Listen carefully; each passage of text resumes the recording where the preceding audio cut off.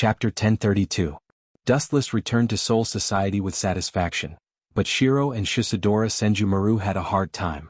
Although the two were strong, they weren't like Dustless.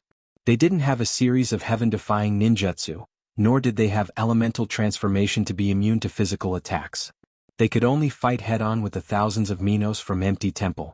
Shisadora Senjumaru and Shiro were extremely angry.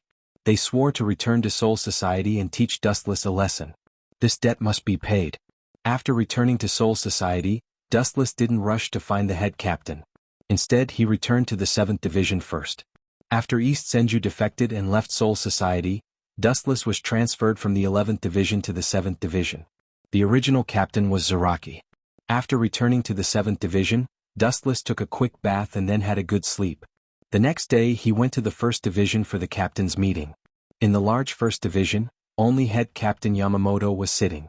The other captains were standing. Even so, they didn't dare to have any dissatisfaction. Head captain Yamamoto was equivalent to the history of Soul Society. He personally created the Godii 13. No one could compare to him in terms of strength and experience. Captain Dustless, you returned with a smile on your face. The trip to Hoiko Mundo must have been a great success.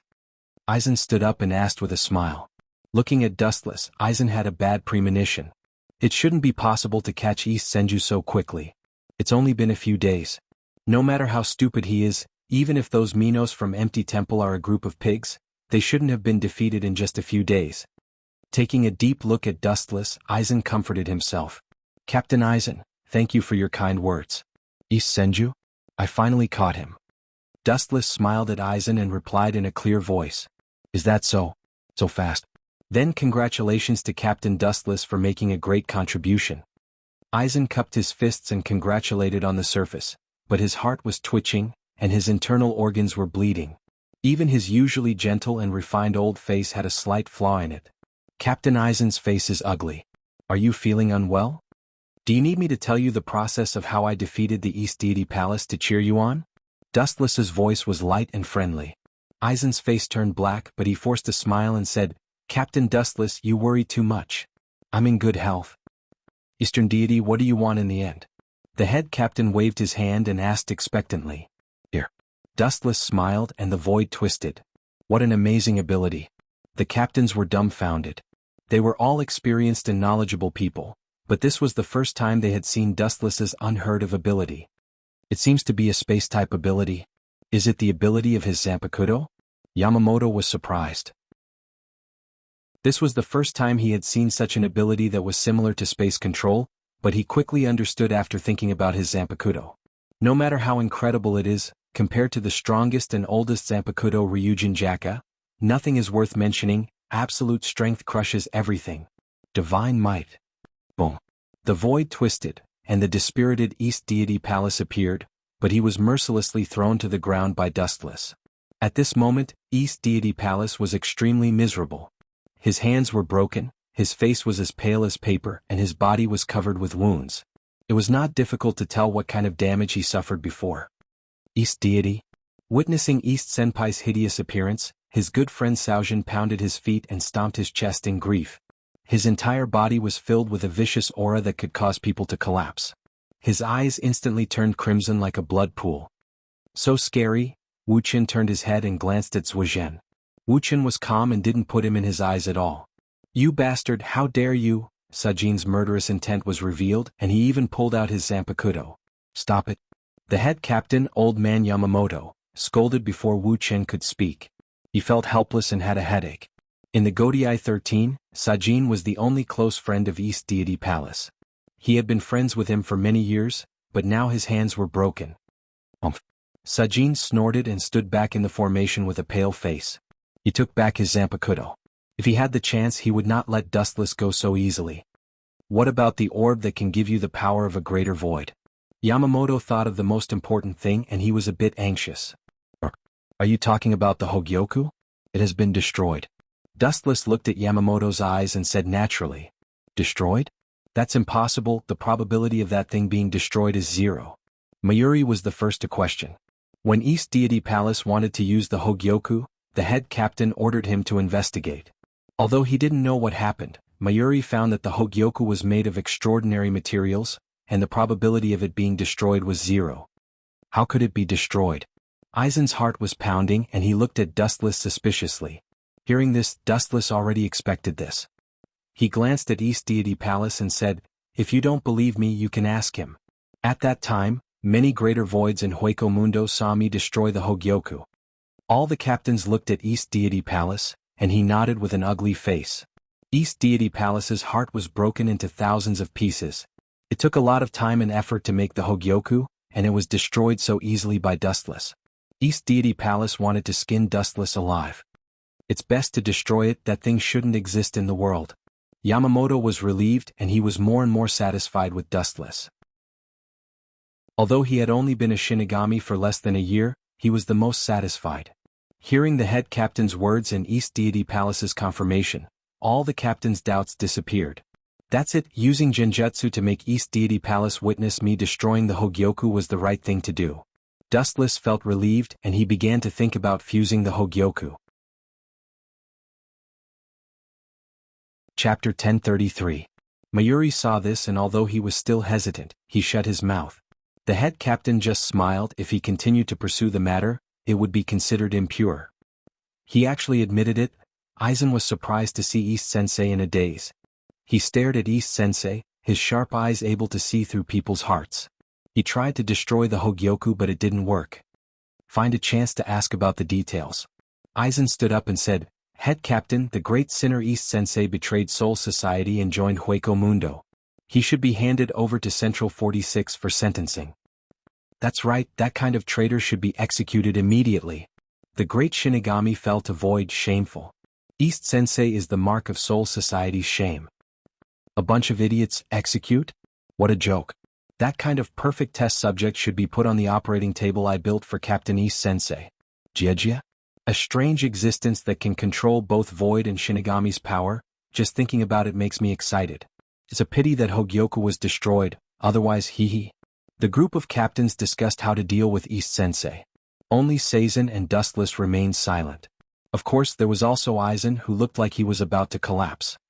I spent 100 years and the Hogyoku was so easily destroyed. Aizen's heart was bleeding.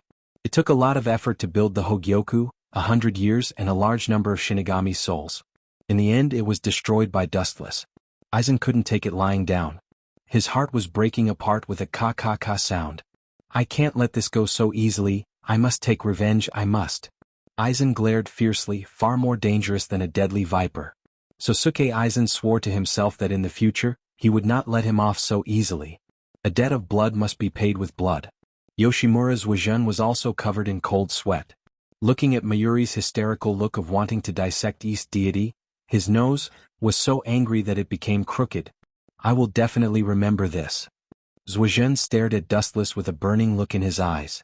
He clenched his fists so tightly that they were bigger than buckets. A destructive aura spread out from his body. Two little insects. You want to fight me? You're courting death. Dustless remained indifferent. Although Aizen and Sasuke's hid their emotions well, Dustless was secretly observing the changes in their expressions. Dustless was able to see even the slightest flaw. Speaking of which, what's wrong with Hueco Mundo's Great Void? While the captains were debating on how to deal with East Deity, the head captain's words shut everyone up. Everyone's gaze once again turned to Dustless. Hearing this, Dustless had a strange look on his face. At that time he had severely tricked Seo Tongsai and Shidoro Thousand-Hand Maru. Although he was sure that the two of them wouldn't die, it must have taken a lot of effort. After all, it was Lost Yi Palace, where several Vasto Lord and Ajuchas gathered. I don't know. At that time I was surrounded by a group of great voids, and my spiritual pressure was almost exhausted. After I caught East Deity I used the portal that Mayuri made for me to leave. Dustless said, not mentioning anything about Team Zero. Yamamoto nodded and then said seriously, today's meeting ends here. Tomorrow the criminal East Deity will be handed over to Central 46. Phew, Wu Chen's hanging heart was finally relieved. After fooling the people of Soul Society he could create the Hogyoku with peace of mind without any worries. Looking at the gloomy Aizen, Dustless had some sympathy. Ever since he came to Soul Society, he had deliberately ruined Aizen's plans time and time again. Now he even took away the Hogyoku. If Sosuke Aizen knew the cause and effect he would probably die from anger. After the meeting all the division captains left. During this time, Unohana Retsu invited Dustless to the 4th Division for treatment, but Dustless politely declined. His heart was now focused on the Hogyoku. After all, it was an overpowered item that was not inferior to the Jubi. Along the way, Dustless hummed a tune and skipped back to the 7th Division. "Yo, Captain Dustless, you're in a good mood." As soon as he stepped into the 7th Division captain's office, 2 unexpected figures entered Dustless's sight. The smile on Dustless's face froze and he said bitterly, "How did the 2 of you end up like this? How dare you? My spiritual pressure has just recovered. I will go to Hueco Mundo and find those great voids to avenge you." The 2 women were Shout Oro Senju Maru and Saiso Tongsen. But at the moment they were in a very bad state. Shout Oro Senju Maru's skeletal arms were all destroyed, and Saiso Tongsen had turned from a fatty into a sexy beauty. Such a huge change was due to the exhaustion of her majestic spiritual pressure. In short, both of them were wearing ragged clothes and looked tired. "Don't give me that." Saiso Tongsen and Saiso Tongsen did not appreciate it. They looked at each other and Shout Oro Senju Maru went straight to the point. "I have investigated the Hogyoku. It is impossible to destroy it so easily. Even if East Deity admitted it himself, I find it hard to believe." Chapter 1034. But Saisu Tongsai and Shidoro Senju Maru didn't appreciate it. They looked at each other and Shidoro Senju Maru went straight to the point. "I have investigated the Hogyoku before. It is absolutely impossible to destroy it easily. Although East Senju admitted it personally, I find it hard to believe." Saisu Tongsai also nodded, looking at Dustless suspiciously and immediately said, "Senju Maru has investigated the origin of the Hogyoku. Although I can't figure out how East Senju made it, according to the various information left by him, there should be no attack in the world that can destroy the Hogyoku." Hearing this, Dustless sat down indifferently, resting his head on his arms and smiled. "To put it bluntly, the 2 of you are suspecting that I stole the Hogyoku. But East Senju admitted it personally, and many great voids saw it in Hueco Mundo. What is the truth? You will know after asking." After saying that, Dustless closed his eyes calmly. Shidoro Senju Maru frowned. She couldn't deny this point. After Dustless left Hueco Mundo, the 2 of them caught a great void and asked about East Senju. The answer was that the great void was captured by Dustless, and the Hogyoku was also destroyed. So what? Maybe you used despicable means to force East Senju and the great voids of Hueco Mundo. In fact, you secretly stole the Hogyoku. That kind of thing, any death god will be tempted. Saisu Tongsai snorted coldly and grabbed Dustless without letting go. This woman, frowning slightly, Dustless's eyes flashed with a hint of anger. Saisu Tongsai was obviously pestering him and deliberately making things difficult for him. I shouldn't have offended her. Dustless's brain cells were working hard. It had only been a year since he came to Soul Society, and Squad Zero only had contact with Shidoro Senjumaru. He didn't know anyone else. Not to mention Saisu Tongsai. Right? I see. Maybe it is because of the Mask Legion. Saisu Tongsai and Masako Hirako of the Mask Legion have a good relationship with each other. After pondering for a few seconds, Dustless had an idea. He sneered in his heart. Saiso Kirusei obviously wanted to take revenge for Heiko Masako, Sarutobi Nishikori and the Masked Legion. If you want to play with me, sure. But I'm afraid you 2 won't be able to afford it. Today I'll play you 2 to death. Dustless's sneer turned into a joke. Since the 2 of them had come looking for trouble without reason, even if it was Squad Zero, Dustless would not be afraid. At most they would break up. "Then may I ask, Captain Yizhou, what do you want to do to me?" Opening his eyes, Dustless asked jokingly, "To catch a thief you need the stolen goods. If you don't have any evidence you can accuse me of embezzling the Hogyoku. Even if you are a member of Squad Zero it will be difficult for you." Hearing this, Swan Tongsai smirked proudly. "Boy, of course I have evidence.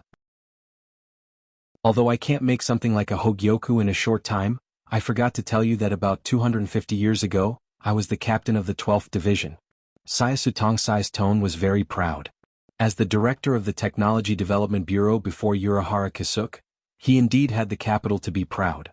Dustless raised his eyebrows, lowered his head and then asked calmly, "You don't want to say that you want to make a Hogyoku and then give it to me to destroy, right? With all due respect, that kind of thing is impossible without decades or even hundreds of years. Sorry I did make it." Saisu Tongsai smiled and took out a blue bead. "Of course this so-called Hogyoku is just a superficial thing. It doesn't have the ability to obtain the Shinigami and the Hollow at the same time. It's just that its hardness is very close to Hogyoku. Now please destroy it for me. Dustless was stunned and looked at Saiyasu Tongsai and Shidoro Thousand Hand Maru in surprise.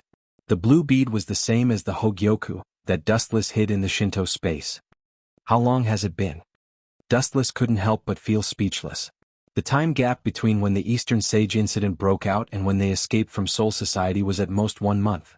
However, the two abnormal members of Squad Zero in front of him created a Hogyoku in just half a month. Although it was not a real Hogyoku, Dustless absolutely believed that as long as they were given enough time, they could definitely create a Hogyoku at an unimaginable speed.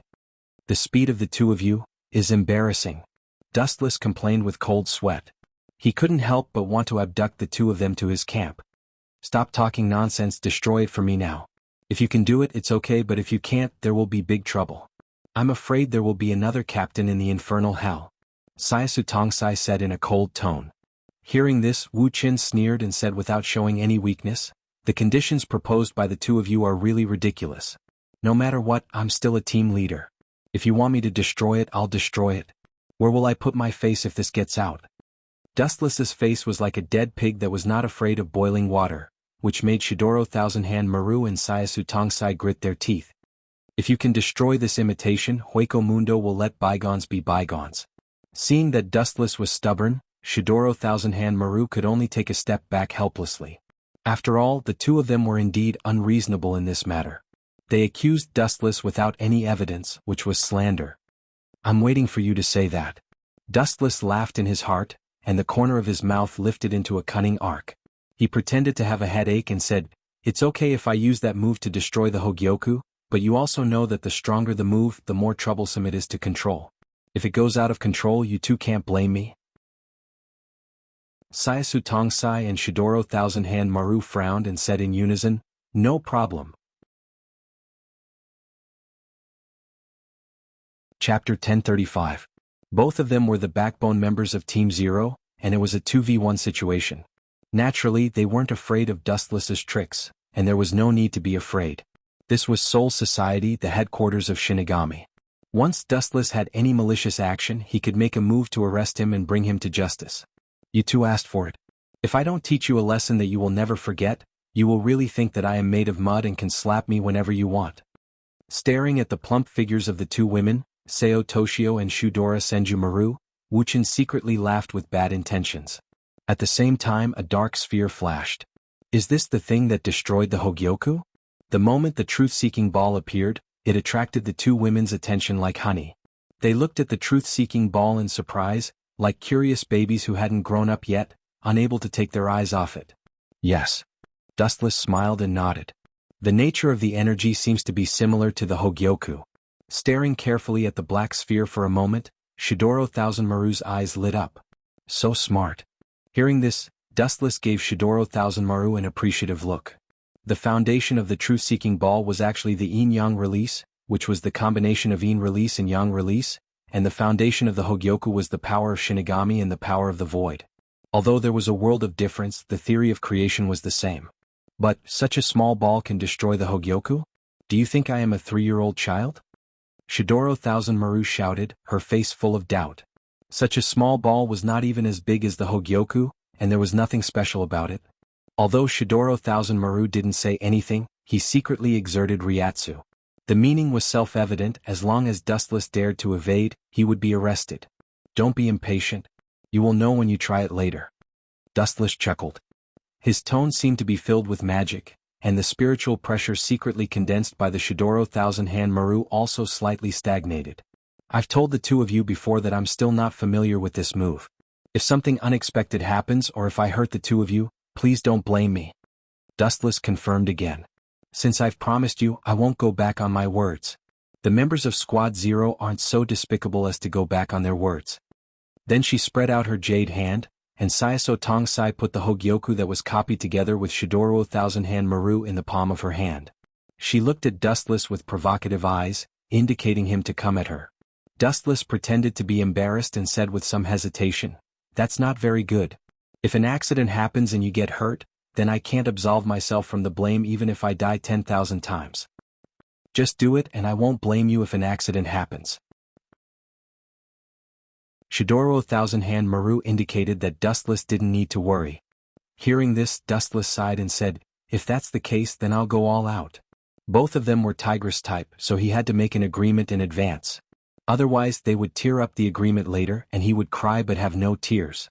Staring at the Hogyoku in Saiso Tongsai's hand, Dustless waved his hand, and the truth-seeking ball immediately flew out.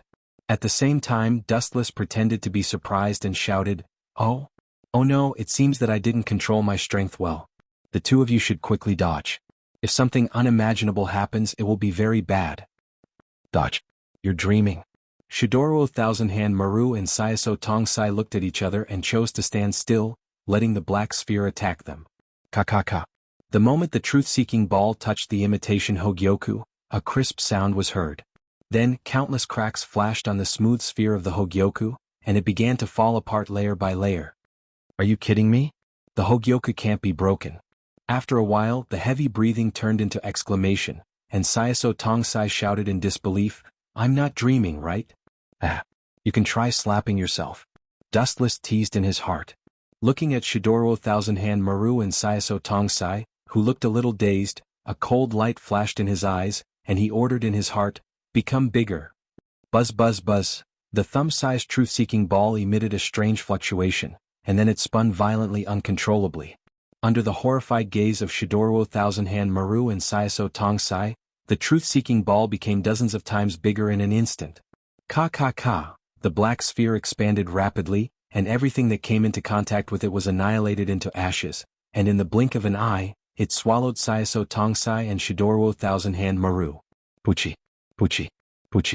In a trance, Dustless vaguely heard the sound of clothes being torn. "Both of you leave quickly or you will be killed," Wu Qin shouted anxiously. At the same time he quickly closed his palm.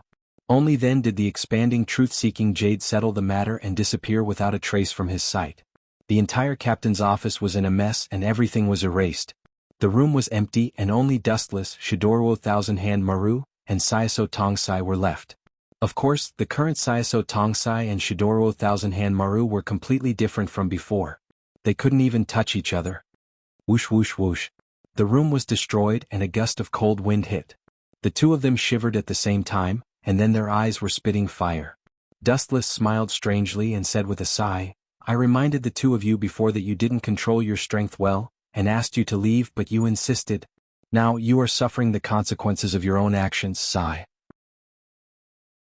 Shidoro Thousand-Hand Maru and Saiso Tongsai both vomited blood, and their lungs were about to explode, and their silver teeth were creaking. Chapter 1036. Shidoro Senju Maru and Saiso Tongsai's faces turned green. Their spiritual pressure pressed on Dustless like Mount Tai. They were like wild beasts that wanted to crush Dustless. Ka. His bones seemed to show signs of damage and bean-sized cold sweat fell like raindrops. "You two. I have already reminded you to leave before, but you were the one who insisted on it. Now that something has happened, you can't blame me indiscriminately, right?" Dustless deliberately made a difficult expression and said, but he was secretly happy in his heart. He secretly glanced at Shidoro Senju Maru and Saiso Tongsai's perfect snow-white body. His eyes were rolling and he was particularly wretched. All of this was hidden very well. Saiso Tongsai and Shidoro Senju Maru were furious, so they didn't notice Dustless. It wasn't until a few breaths later that Dustless picked up a few pieces of rags with a disgusted face. "How dare you be naked in broad daylight? What a disgrace. Both of you are a disgrace to the Grim Reaper." This reprimand was more uncomfortable than killing Shidoro Senju Maru and Saiso Tongsai. At the moment, the two of them stared at Dustless fiercely and took the rags handed over in a hurry. "In the future, I need to store a camera in the Ishinway space. The next time I encounter such a rare scene, I can take it as a souvenir." Seeing that Shidoro Senju Maru and Saiso Tongsai blocked the secret department's position in the blink of an eye, Dustless smacked his lips unhappily and sighed in his heart. "You are doing it on purpose, right?" Saiso Tongsai stared at Dustless ferociously, gritted his teeth and said word by word. Shidoro Senju Maru's face was also flushed. If it weren't for the fact that she was only using rags to cover her body, it was inevitable that her body would be exposed during the fight. She definitely didn't mind using what she had learned in her life to fight to the death. "The two of you. I've already said it before. I haven't mastered that move yet and it might go berserk. You're the ones who have to depend on it. You're also the ones who promised not to pursue the matter even if an accident happens. What? Are you going back on your words now? Dustless said without any ripples. Two vast spiritual pressures locked onto him, but he was completely indifferent. This guy is so strong. He's definitely not an ordinary captain. Sayaso Tongsai and Shidoro Senju looked at each other, and their eyes flickered for a moment. The high-density suffocating Ryatsu was removed. If you dare to go out and gossip, I will tear you into pieces. Wu Chen waved his hand to indicate that Shidoro Senju didn't need to worry. He said, although this time's careless mistake caused a big accident, everyone is safe and sound. This is the best. How can I go out and say more? At least you know what's good for you. The hostility in Sayaso Tongsai's eyes flashed away. Even so, she was still gasping for breath. The two majestic peaks in front of her were still trembling. She was hit hard today. Originally, Sayaso Tongsai deliberately looked for trouble with Dustless today to take revenge for what happened in Hoiko Mundo. Who would have thought that she would be checkmated by Dustless? Not only did she suffer a double loss, she even had her naked body seen. Just thinking about it made her blush and her body heat up. A strange feeling spread through her body. He can really destroy Hogyoku. Compared with Sayaso Tongsai, who blushed and found it hard to accept, Shidoro Senju saw through it. After a little embarrassment, she returned to her usual calmness and wisdom. In this regard, Dustless was slightly surprised, but he was relieved. Four death gods like Shidoro Senju and Unohana Retsu, who had lived for thousands of years, the moral and theoretical concepts that couldn't be violated in the eyes of the secular people were worthless in their eyes. The so-called body may be just a simple skin for these death gods who were thousands of years old. After living for thousands of years, the desire to have a naked body had long disappeared. No desire and no desire. Dustless saw more depression and unhappiness in Shidoro Senju eyes. According to Dustless's guess, the reason why Shidoro Senju felt helpless and tangled was that she was disgusted by a kid who was dozens of times smaller than her. In other words, at this moment, Shidoro Senju was full of anger, but there was no place to vent it. Why don't the two of you go back and tidy up your clothes first? We can talk later. Seeing the naked body, Dustless was extremely uncomfortable for a while. Shidoro Senju and Sayaso Tongsai might be able to see the most primitive ambition of human nature, but he who was young and vigorous couldn't do it. His eyes were full of burning flames. Dustless took a deep breath and tried to calm himself down. At the same time, he impatiently asked them to leave. A man and a woman alone in a room, and the two of you are still dressed like this. It is inevitable that there will be misunderstandings if you are seen. Shidoro Senju and Sayaso Tongsai looked at each other. Instead of showing signs of retreating, they took the initiative to draw closer to Dustless. They looked at him with bright eyes, and there was a touch of passion in their eyes. Is it possible that the two of them like me? I'm so handsome and strong. It is right that they like me. This is not a coincidence but inevitable. With a narcissistic smile on his face, Dustless thought about it. He didn't know where he got a bowl of hot tea from, and he poured it into his mouth in high spirits. Getting close to Dustless's face, Shidoro Senju asked hopefully, "What is the principle of the technique that destroyed the fake Hogyoku just now?" Dustless's old face suddenly darkened when he heard that. He couldn't help but complain, "You looked at me with shining eyes just to ask this question, right?" After that, Dustless looked at Shidoro Senju nervously. "Nonsense, of course it is," Shidoro Senju said naturally. Seeing Dustless's darkened face, he rolled his eyes. "Do you think I like you? How is that possible? You have thin arms and legs. Who would like you is blind. Don't say this kind of joke in the future. It is not funny at all." All the hot tea in his lungs was sprayed out. Dustless's good mood also turned cloudy. He cursed in his heart and swore that he would not easily forgive Shidoro Senju in the future. Chapter 1037. Hearing this, Dustless resisted the desire to beat up Shidoro Senju, blushed and quibbled, "Thin arms and legs? Sure enough, I'm thin. You guys are envious of my figure." Because of the Jubi's body, Dustless's skin was exceptionally good, exquisite, and far whiter than a girl's skin. So that's how it is. These two tigers want to learn the truth-seeking ball. Dream on. The confusion in his eyes disappeared, and a flash of understanding flashed.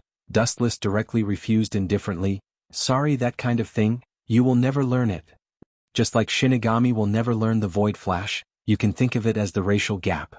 Dustless enjoyed the truth-seeking ball alone in this world. The two looked at each other and didn't say much, or they didn't have much hope, and just asked casually, just like some Zanpakuto's ability, it was impossible to learn it.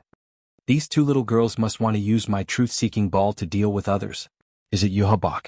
Although the strange look in their eyes disappeared in a flash, Dustless still caught it.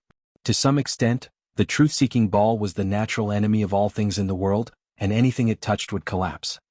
There are many benefits to joining Team Zero. After a while, Syasu Tongsai also temporarily put aside his personal grudges with Dustless, and decisively threw out an olive branch to tempt him. Team Zero is unique. Sorry, I appreciate your kindness, but I have no interest in Team Zero, don't force me.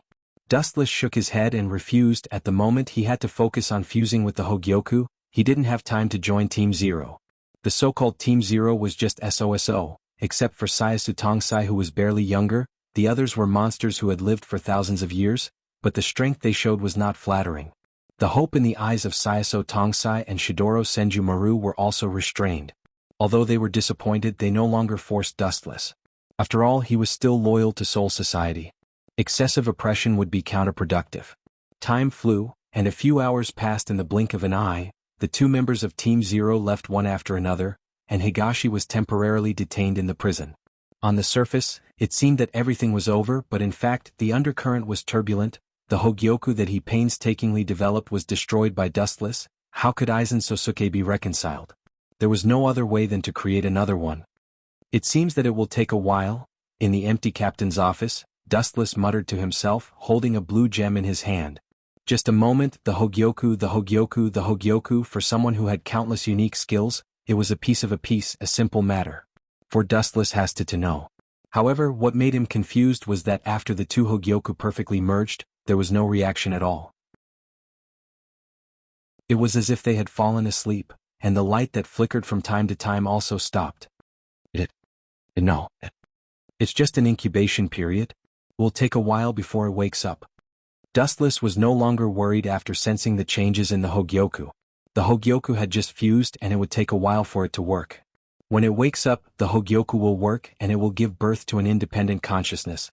In the dark laboratory, Aizen Sosuke and Ikemaru Jin came here more often after they learned that the Hogyoku was destroyed. Except for the necessary occasions, they stayed here almost every day. Captain Aizen, are you sure you want to create a new Hogyoku? Jin's voice sounded in the silent room. Yes. Aizen Sosuke answered frankly, although it's a pity that the Hogyoku was destroyed, it shows that we were on the right track. Although Higashi's fusion with the Hogyoku was different from what I expected, the power he showed at that time was indeed beyond the Shinigami and Hollow's dimension. Aizen's voice was firm and unquestionable. His eyes were empty and he looked like he was in a daze. But in fact it wasn't the case. A careful person could see that Aizen's eyes were burning with a raging fire. Glaring at Aizen, Ikemaru Jin guessed that Aizen saw his future as the ruler of the world, overlooking all living things. Right? Jin seemed to remember something and said, Captain Aizen, you seem to have made a mistake. Captain Dustless only destroyed the Hogyoku you created. Urahara's Hogyoku is still in his hands.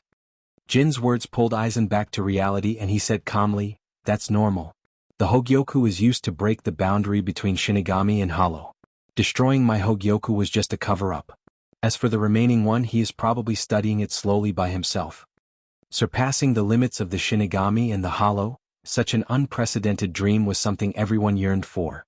Sosuke Aizen had already expected that Spotless would fill his own pockets.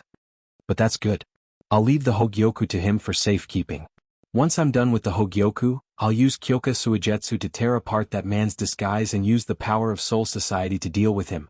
Speaking of which, a group of people with enough power to destroy the world obeys Central 40 SIXS orders. Soul Society is rotten to the core.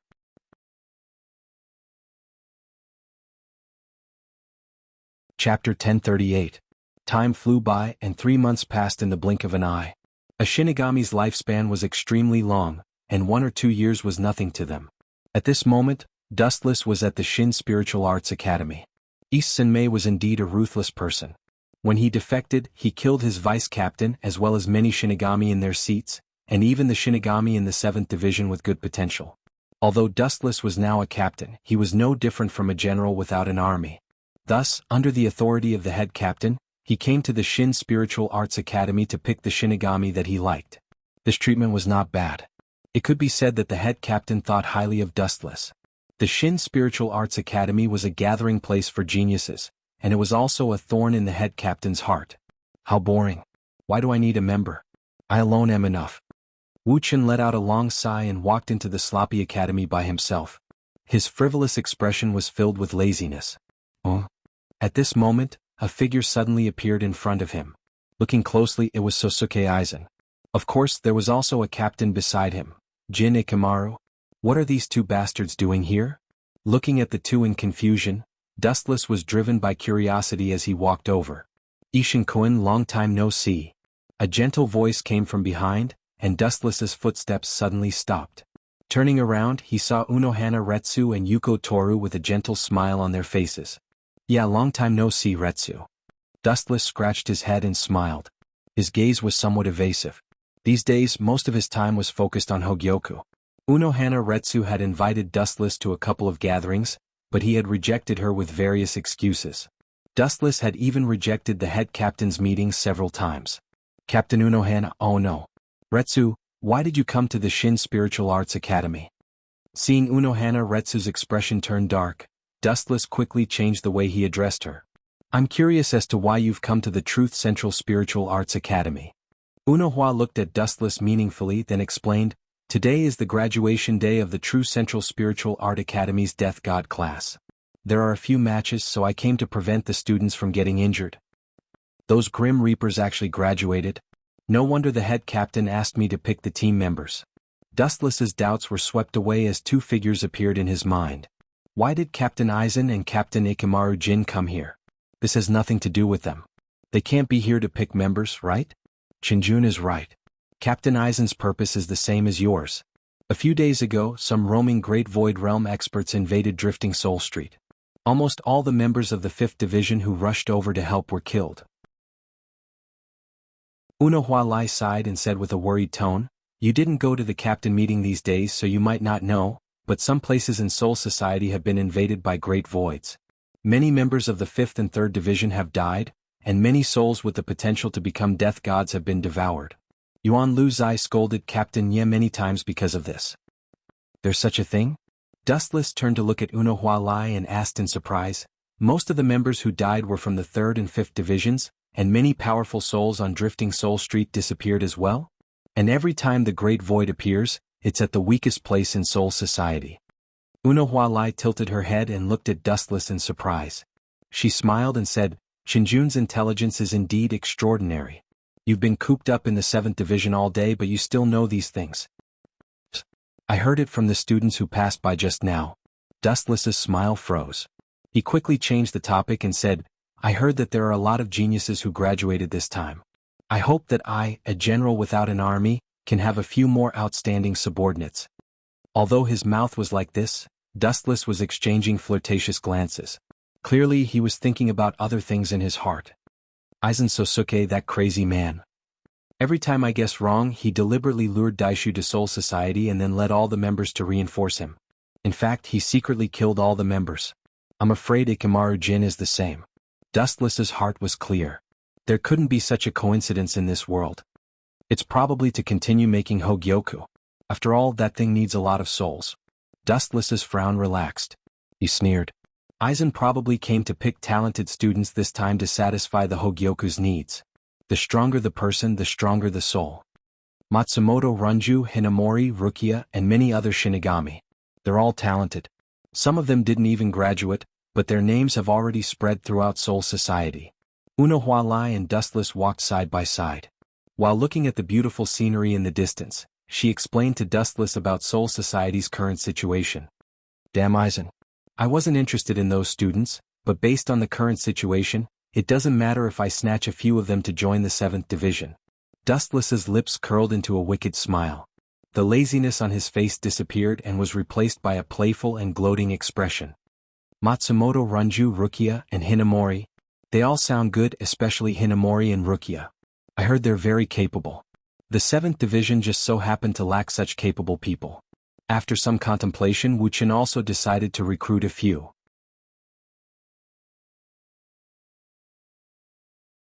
Chapter 1039.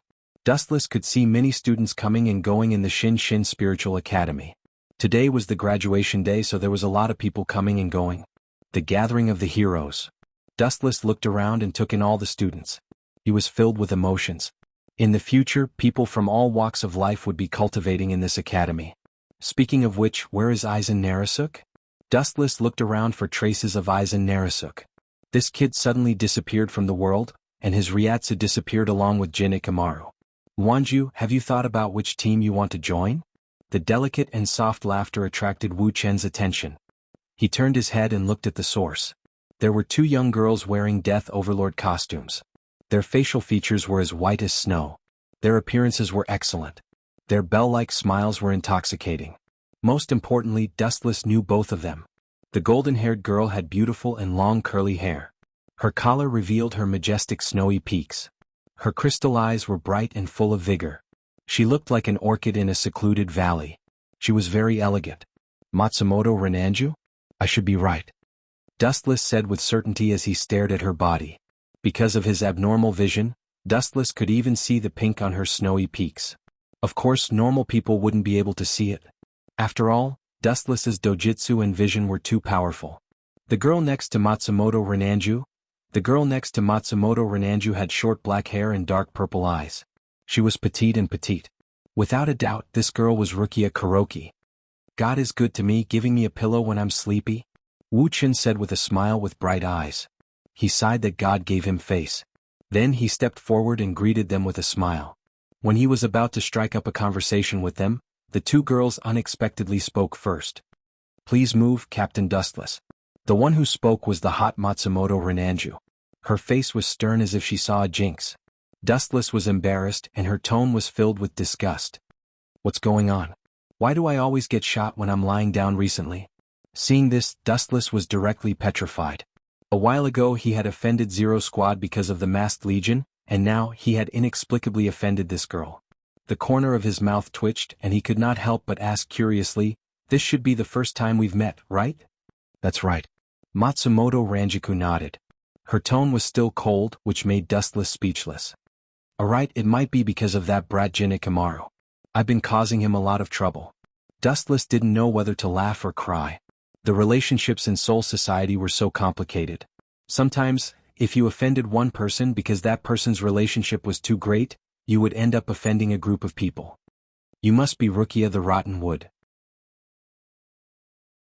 Seeing Matsumoto Ranjiku's cold face, Dustless also changed the topic. He looked at Rukia with a smile and said very gently, I have a good relationship with your brother-in-law, Byakuya. If you have time, you can come to my 7th squad to play. Dustless forced a smile. When it came to acting, he knew that he was not as good as Aizen Sosuke. Impossible. You're definitely lying to me. Everyone in the Guiding 13 doesn't care about my sworn brother, and he doesn't care about the other captains either. How could he know you? Rukia blinked her eyes and questioned. Even the Zanpakuto on her waist was unsheathed. She probably thought that Dustless was a liar.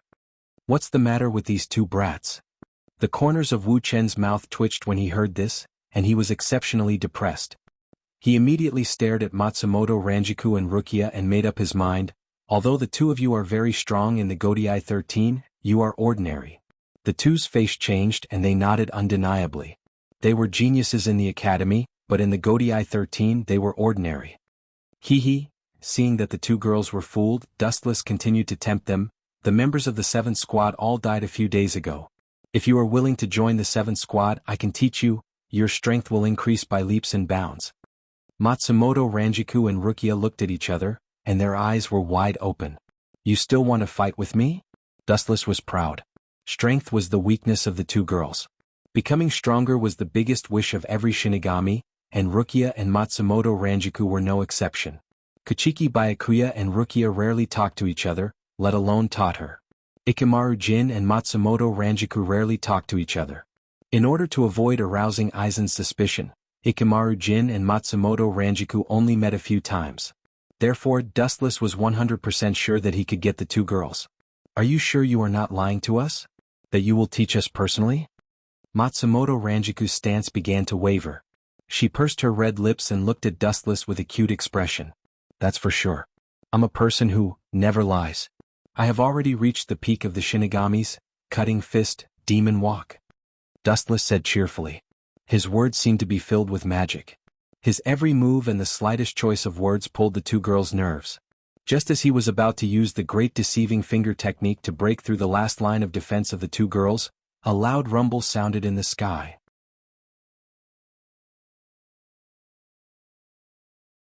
Chapter 1040. Boom boom boom. In the cloudless sky, there was an ear-piercing roar followed by a kacha sound. A long and narrow hole appeared in the void, followed by a heart-wrenching roar. It alarmed the entire Soul Society, and all the Shinigami realized that something was wrong. It's a greater void. After a while, a few black shadows stepped out of the black hole, and the appearance of Jillian made the Shinigami Academy below the Shinigami Academy fearful. Even if it was the lowest level Jillian, it would take a vice-captain level Shinigami to deal with it. For these students, it was a godlike opponent. Roar roar roar. Jillian's horrifying roar came out of his mouth, and the crisp sound was like bones being crushed. Many of the weaker students fainted while foaming at the mouth. So far, these students haven't really fought with a greater void. Look at the sky, what is that? It's so scary, it's hard for me to breathe. The teachers of the Shinigami Academy seem to have said that this is a greater void called Jillian, that's Void Flash. Bastard, run, this is not something that rookies like us can handle. The Shinigami Academy, which was full of geniuses, played out an unprecedented funny scene. A group of Shinigami threw away their shallow fighting and ran away. Their running speed was comparable to the Shinigami's Shuanpa. This group of useless guys, each one is faster than the other when running for their lives. Matsumoto Ranjiku saw this and scolded secretly.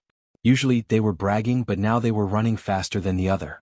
The Rottenwood Rukia was still standing in the far east, but her hair was wet. She was nervous, and her hands that were holding the Zanpakuto were trembling. The fear in her eyes was hard to hide, and Matsumoto Ranjiku was no exception. Your courage is commendable, but your behavior is too stupid. This level of fighting is not suitable for you two, run for your lives. Looking up at the greater void in the sky, Dustless was puzzled, it was too strange to invade. We are about to join the Shinigami, how can we run? Matsumoto Ranjiku said stubbornly, holding the Zanpakuto tightly, and looked at the Jillians in the sky. Boom boom boom. Destructive fluctuations covered the sky, and a deep red halo dyed the entire True Central Spiritual Art Academy red. Several Jillian opened their mouths and released Void Flash at the same time. Although I don't know what's going on, this kind of occasion is pretty good. Dustless's lips curled into a smile as he glanced at the surrounding students from the corner of his eyes. This sudden drama, the hero saving the damsel in distress, was not bad at all. Whoosh whoosh whoosh. Several world-destroying void flashes rumbled down and locked onto their targets, which were the extremely conspicuous Matsumoto Ranjiku and Rukia. Almost everyone from the surrounding academies had fled. Only Dustless and a few others were left. Just Jillian trying to strike a stone with an egg. You overestimate yourself. The spiritual pressure in his body surged.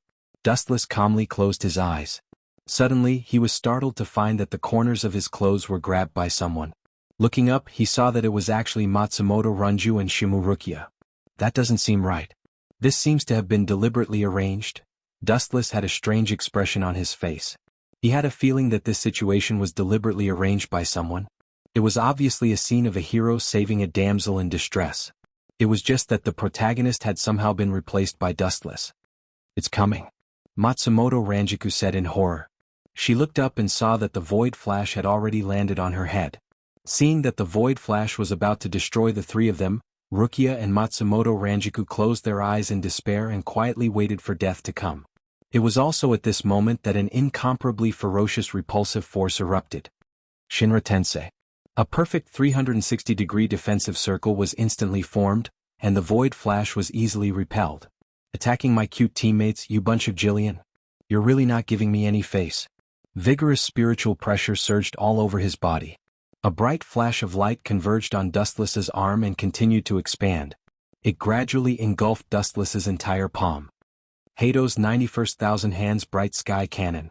The huge light beam turned into scattered flashes of light. Each side of the light beam was far sharper than a blade and more blazing than a flame.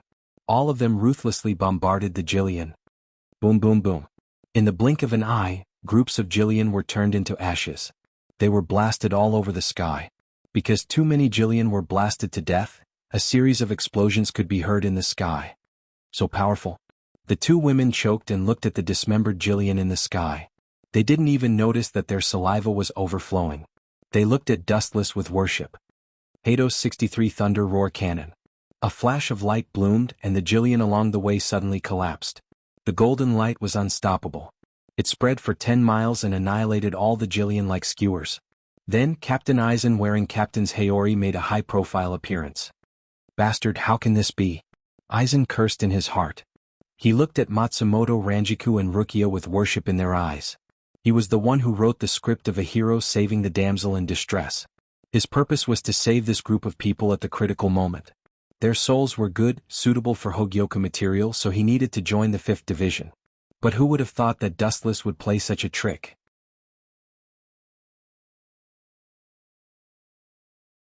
Chapter 1041. Sosuke Eisen wanted to cry but had no tears. His painstaking plan had gone down the drain and instead, it had helped Dustless. Seeing Matsumoto Ranjiku and Rukia's admiring eyes, he was furious. If you want to worship someone you should worship yourself, not Wu Qin. Dustless grinned. He understood Eisen's intentions.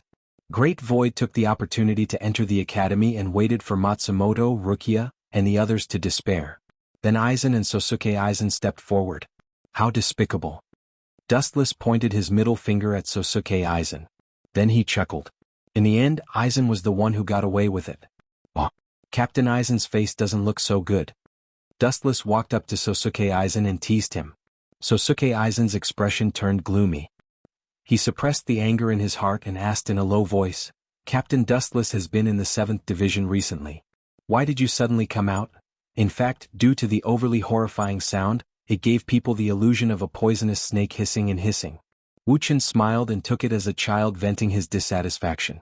He said calmly, the members of the 7th Division were all killed by the traitor. Now the head captain wants me to choose outstanding students from the True Central Spiritual Arts Academy. These two will be my new members. Pointing at Matsumoto Ranju and Rukia, Wu Qin chuckled and said. Hearing this, Matsumoto Ranjiku and Rukia looked at each other speechlessly. Although they were tempted, they still hadn't agreed to let Wu Qin join the 7th Division. After thinking for a while, Matsumoto Ranjiku was about to reject Dustless, but her mouth was blocked in advance. These two members of my team are talented and hard-working. Anyway, the 7th Division has nothing to do now. If I teach them step by step, they will definitely improve by leaps and bounds. Matsumoto stopped. She planned to join the Godai 13 after graduation anyway. She wanted to join Ikamaru Jin's 3rd Division but he rejected her. Now it seems that joining Dustless's 7th Division is not a bad idea. Ha! Eisen smiled reluctantly but he still raised his hand and congratulated. Congratulations Captain Dustless for finding 2 good teammates. Congratulations. Although he said that, Eisen's heart was filled with resentment. The materials he painstakingly gathered for Hogyoku were taken away by Dustless. Kakaka, right at this time, the sound of ruins collapsing attracted Dustless's attention. Immediately after, a young girl covered in dirt came into view. Isn't this Hinamori? Dustless was surprised and instinctively looked at Sosuke Eisen. TSK. Since it's delivered to my doorstep, I'll just accept it. Now, the 5th Division was the same as Dustless's 7th Division. They were all killed by Eisen. The stronger the Shinigami, the easier it was for Eisen to trick them into going to the operating table. Hinamori?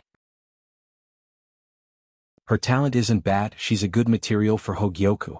Eisen thought viciously but he still had a warm smile on his face. He looked like a big brother next door who cared about everything. Thinking about this, Eisen immediately came up with a perfect trap. Just as he was about to capture Hinamori, an accident occurred.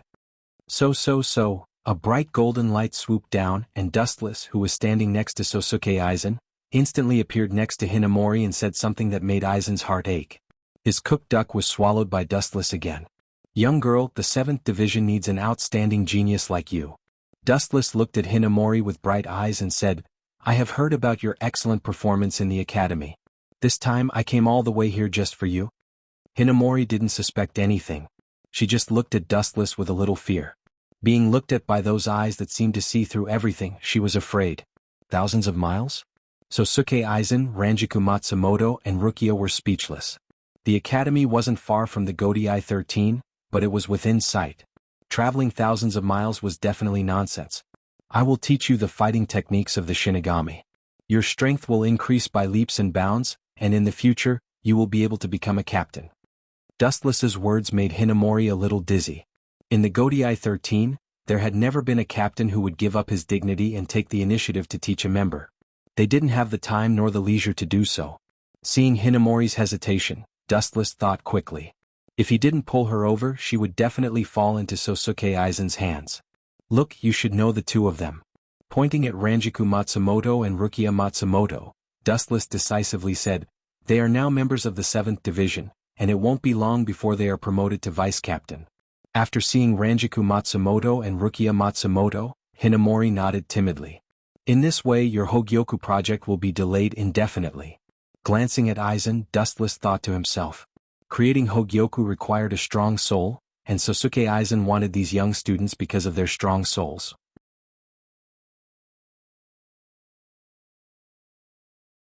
Chapter 1042. Aizen looked at Dustless with hatred, hiding it so well that even Dustless didn't see it. They should be here soon. Looking up at the sky, Aizen's lips curled into a sinister smile. After giving Dustless a deep look, Aizen left. In the end, Aizen was just a pawn. He didn't care if he lost him. He gave up so easily. Dustless turned his head to look at Aizen Aok's back and asked in surprise. So simple. Strange. Dustless began to think about Aizen's purpose. It was impossible for him to give up on making the Hogyoku. After all, Aizen was very ambitious and wanted to become a god. While he was thinking, several figures surrounded Dustless. Captain, where are the other members of the 7th Division? Rukia and Matsumoto Ranju rushed over and asked in unison. Since it was their first time here, they had to interact with the other members so that they could take care of each other. Other members? Hearing this, Dustless shook his head and said bluntly, there are no other members in the 7th Division, all of them died, only you and Rukia. Oh, I almost forgot, she also counts. Dustless pointed at Hinamori and said. Oh. When the three of them heard this, their bodies almost couldn't support themselves and fell to the ground. They looked at Wu Qin in disbelief. Wu Qin had previously boasted a deluge of heavenly flowers. Who would have thought that there were only a few of them in the 7th Division? Each division of the Godai 13 has at least 100 people. Why do we only have 3? Including the captain, we only have 4 people. Matsumoto Wanju complained. It's not a big deal, one cooks, one cleans, one handles official business and one sleeps, isn't it suitable? Dustless asked. The 7th Division's mission was the prison team, but there weren't any prisoners in Soul Society right now. If there were, Dustless would have already killed them. Hinamori, Matsumoto and Rukia looked at each other. They were stunned by Dustless's words. He wasn't looking for members, he was looking for a babysitter. Kakaka? Suddenly, there was a cracking sound in the sky, and then the void seemed to be torn apart, revealing a long and narrow black hole. Groups of Jillian walked out from within. No wonder Aizen left early, he probably left to hunt other Shinigami. Without a doubt, the more chaotic Soul Society was, the more Aizen could take advantage of the chaos to collect a large number of souls to make the Hogyoku. Even if a daimyo's soul disappeared, they would suspect that they were killed or eaten by Jillian. Let's go back to the 7th Division, this has nothing to do with us. Both of his hands were inserted into the wide sleeves. Wu Qin's spiritual pressure was completely extinguished. He turned and left. The 3 girls looked at each other and Matsumoto frowned. The daimyo is right in front of us, are we going to be deserters? Although Rukia and Hinamori didn't say anything, they had already unsheathed their zanpakuto and quietly made their stance clear. This is not our business, it's the mission of the other divisions. Besides, the 3 of you are just cannon fodder, you won't be able to do anything. Dustless ignored Matsumoto's words and said mercilessly. With your current strength, you can only face ordinary void fragmentation realm bastards. Jillian isn't something you can touch, retreat. Boom boom boom. At the same time, the ground shook violently, rolling up a huge cloud of dust. See, the qualified fighters I mentioned are here. Dustless chuckled and looked at the sky in the north. He saw Zaraki Kenpachi carrying his zanpakuto and leading a large group of Shinigami. The ferocious formation made the sky dim, and the whole world was immersed in the aura of the 11th Division. Look at the other divisions and then look at us. Matsumoto rolled her eyes at Dustless and said, why are you so anxious? This is not our duty, there's no need for us to interfere. Dustless was indifferent. Just as he was about to turn around and leave, He suddenly noticed that the space behind Matsumoto, Rukia, and Hinamori were distorted. Dustless, who realized that something was wrong, scolded coldly. "The three of you get out of there now." The three girls were stunned. Hearing Dustless's stern tone, they hurriedly dodged. They were considered talented. When they were in the Zhen Central Spiritual Technique Academy, they already knew how to teleport. Immediately they used all their strength to escape. Crack. The black cavities behind the girls suddenly exploded. A smaller greater void drilled out and pounced towards the girls. Even though they were very fast, this greater void was clearly beyond Jillian's level and was even faster. It almost caught up to them in an instant. The most unfortunate person was Matsumoto. The mysterious daimyo's bone blade was flickering with cold light. It was about to pierce Matsumoto's abdomen. Its method was extremely ruthless. It seemed like it wanted to kill her in a single strike. 6 staff-like prison. 6 golden rays came from all directions and restrained the daimyo. Matsumoto was finally spared. "This daimyo doesn't seem right. What the hell is that?" Dustless's expression froze. He noticed that something was wrong. It was completely different from the normal Ajuchas and Vasto Lord.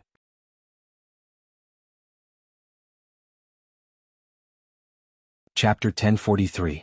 The mysterious greater void was covered with strange patterns all over its body. It looked messy, but in fact, it was filled with indescribable mysteries. "Strange, it seems a little familiar." Wu Qin raised his eyebrows and looked at the mysterious pattern. He muttered in his heart. "Ka ka ka." At this time, an unexpected crisp sound attracted Dustless's attention. Looking at the origin of the sound, there were cracks on the 6 huge lights. "Death God, you want to restrain me with trash of this level? You underestimate me too much." The greater void that looked like a mantis turned its head and bared its teeth at Dustless. "I'm different from the other Ajuchas. Don't underestimate me." As soon as it finished speaking, it suddenly used force and tore the 6 light prison apart with brute force.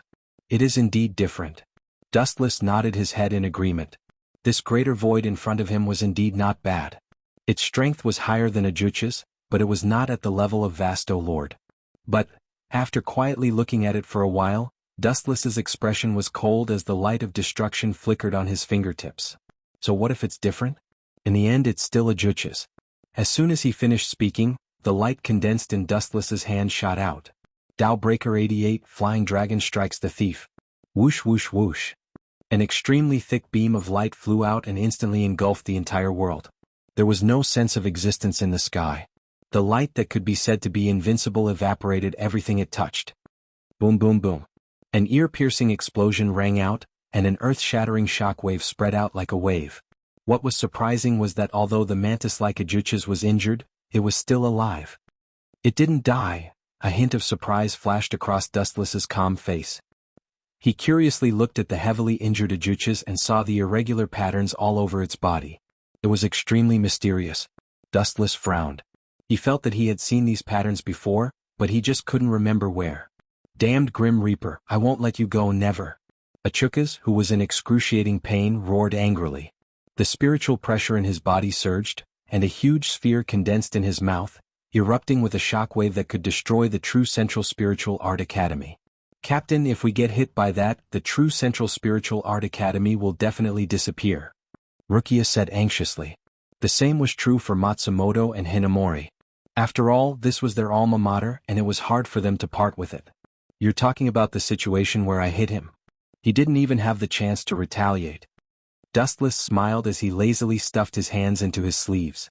"Bastard, you should know when to stop looking down on others."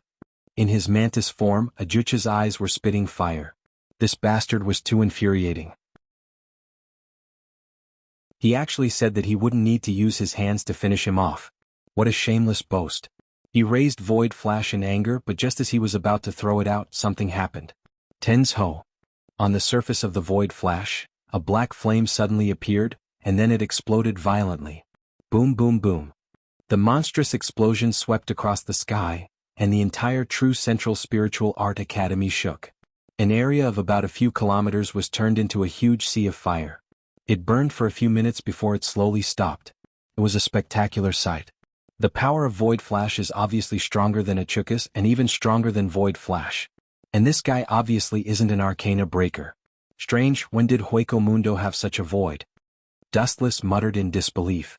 He immediately looked at the mantis void in front of him that was affected by his void flash explosion, and after thinking for a while, he resolutely walked over. Don't come over, maybe he still has some strength left. Dustless turned his head to Matsumoto and the others and said, Bastard, damn it, I won't let this go. Void roared, and his body crazily absorbed the Reiki contained in the atmosphere. This scene shocked Dustless. Impossible, how can a void directly absorb Reiki? He's not a Quincy. Death gods relied on their own training to increase their Reiki, while void evolved by swallowing each other. Only a Quincy could directly absorb Reiki from the atmosphere. Staring at the patterns on the cockroach Ajucha's body, Dustless had a flash of inspiration in his mind. He suddenly came to a realization. This is a blood-calming equipment. Squinting his eyes, Dustless suddenly understood what the strange lines were. After thinking for a while, he realized that the Quincy of the Wandless Empire did indeed have the ability to give Void the unique ability of a Quincy. Squatting in front of Void, Dustless extinguished the Reiki in his body and asked expectantly, Kid, I'm in a good mood today. Tell me the source of the Quincy's power and I'll spare your life. If possible, Dustless also wanted to obtain the ability of a Quincy. Thinking of Yawacha's omniscient and omnipotent super ability, Dustless felt a burst of fire. Quincy? I don't know about that kind of thing. Achukas turned his head and said coldly, You're just a void, but your mouth is surprisingly stubborn. Dustless smiled carelessly. Soon after, he leaned close to Dustless's ear and quietly asked with a voice as soft as a mosquito, That bastard Yugran Hazwar did it right? Who is that? I don't know. Achukas refuted with all his might. Dustless snickered inwardly. He clearly saw the fear that flashed through this guy's eyes.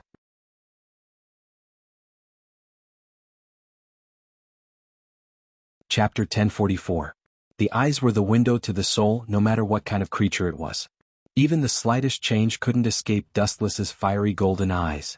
This great void at the level of the cockroach Ajuchas gave Dustless the first thought that he had a guilty conscience. The evasive gaze in his eyes explained everything. There is no need to quibble. I have fought with Quincy before, so I know a little about their moves. Seeing that this cockroach refused to admit it, Dustless didn't care and extended his hand. What are you trying to do? The cockroach Big Void screamed in horror. His tone was somewhat sharp. Dustless actually grabbed his head, and his eyes also underwent earth-shattering changes. His black pupils turned into a light purple color, and ripples spread out from his eyes. 9 pitch-black, flickering magatama hung from his eyes. The gem-like luster could see through one's heart, and the cockroach Ajuchas felt its heart palpitate. Under this pair of eyes, all secrets couldn't be hidden, and its heart was beating like a drum. What are you trying to do? The cockroach Ajuchas asked with a trembling voice. The current Dustless was completely different from before. The light emitted from those strange eyes was like a god looking down on a weak ant, and it made its scalp tingle. Don't worry, I am just extracting your memories. Dustless revealed a gentle smile and waved his hand. There will be no danger to your life. At most, you will become an idiot. Hearing this, the cockroach Ajuchas flew into a rage and glared at Dustless. Its ugly eyes flashed with hysterical madness. Void flash. The flash that was secretly condensed hit Dustless, and the light engulfed his entire body. Haha, you actually dare to come into contact with me at such a close distance. Serves you right, idiot death god. Ah. Dustless, who was hit by the void flash, exploded.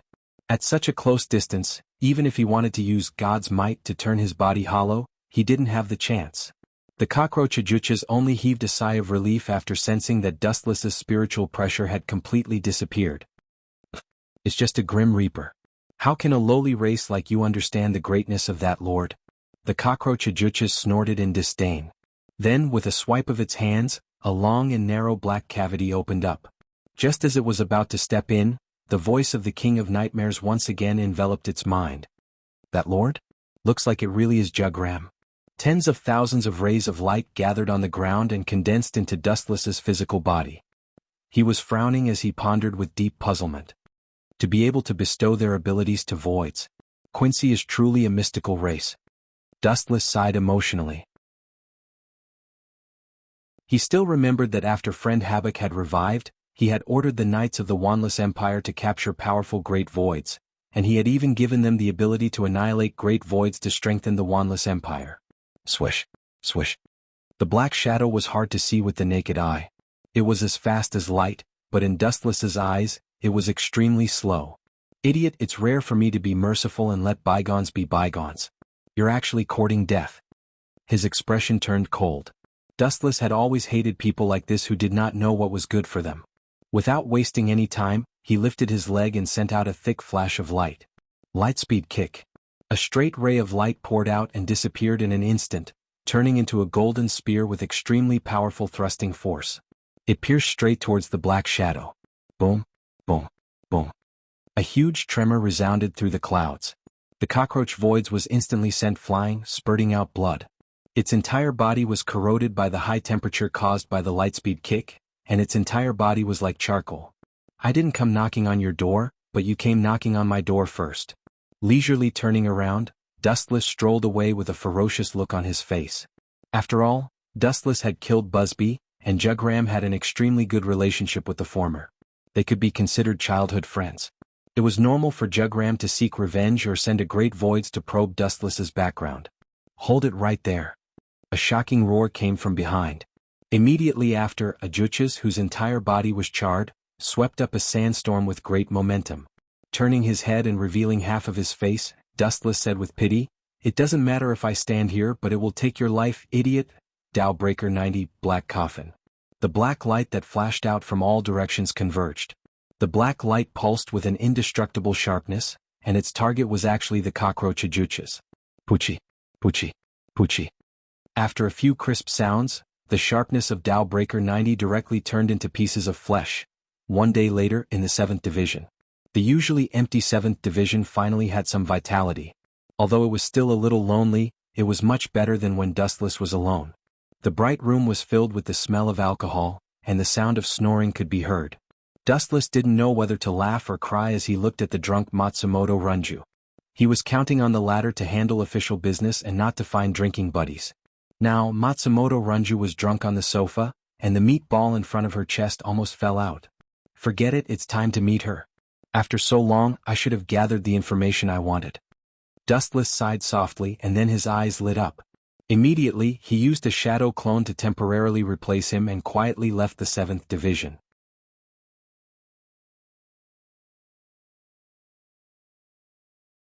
Chapter 1045.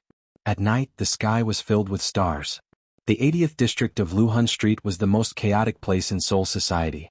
Killing was the main theme here, and the skeletons of all kinds of creatures could be seen everywhere. The surroundings were dead silent, and in the dense forest, there were occasional dark green lights, choosing to devour people. The scene was extremely depressing. No wonder Zaraki was so cruel. To be able to live in such a harsh environment, he must be a monster. Dustless muttered to himself. There were skeletons everywhere around him, and blood dyed the ground red. Some things can't be exposed. Since you want to investigate in secret as a reward, I'll give you a free flight ticket to the kingdom of heaven. The dormant chakra in Dustless's body immediately surged, and a huge flame spewed out from his mouth.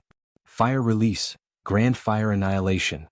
The dark sky instantly turned red, and the dense forest in front of him was instantly eradicated. The flashing green lights in the forest also disappeared in an instant. There were only a dozen skeletons on the ground. Are you really Captain Death? How can you be so cruel to your own people?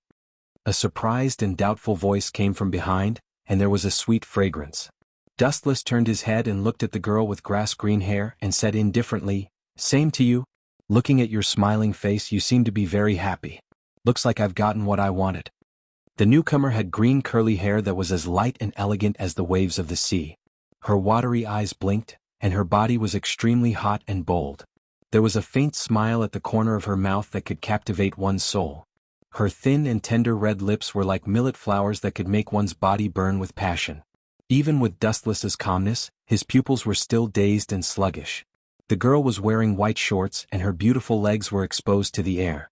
They were flawless, like a masterpiece made by the heavens, and people couldn't help but be jealous. Other than that, what made people even more restless was that the green-haired girl was dressed very casually. Her collar was wide open, and her exaggerated breasts were almost exposed in front of Dustless's eyes. This person was the spy Dustless had sent to the Wanless Empire.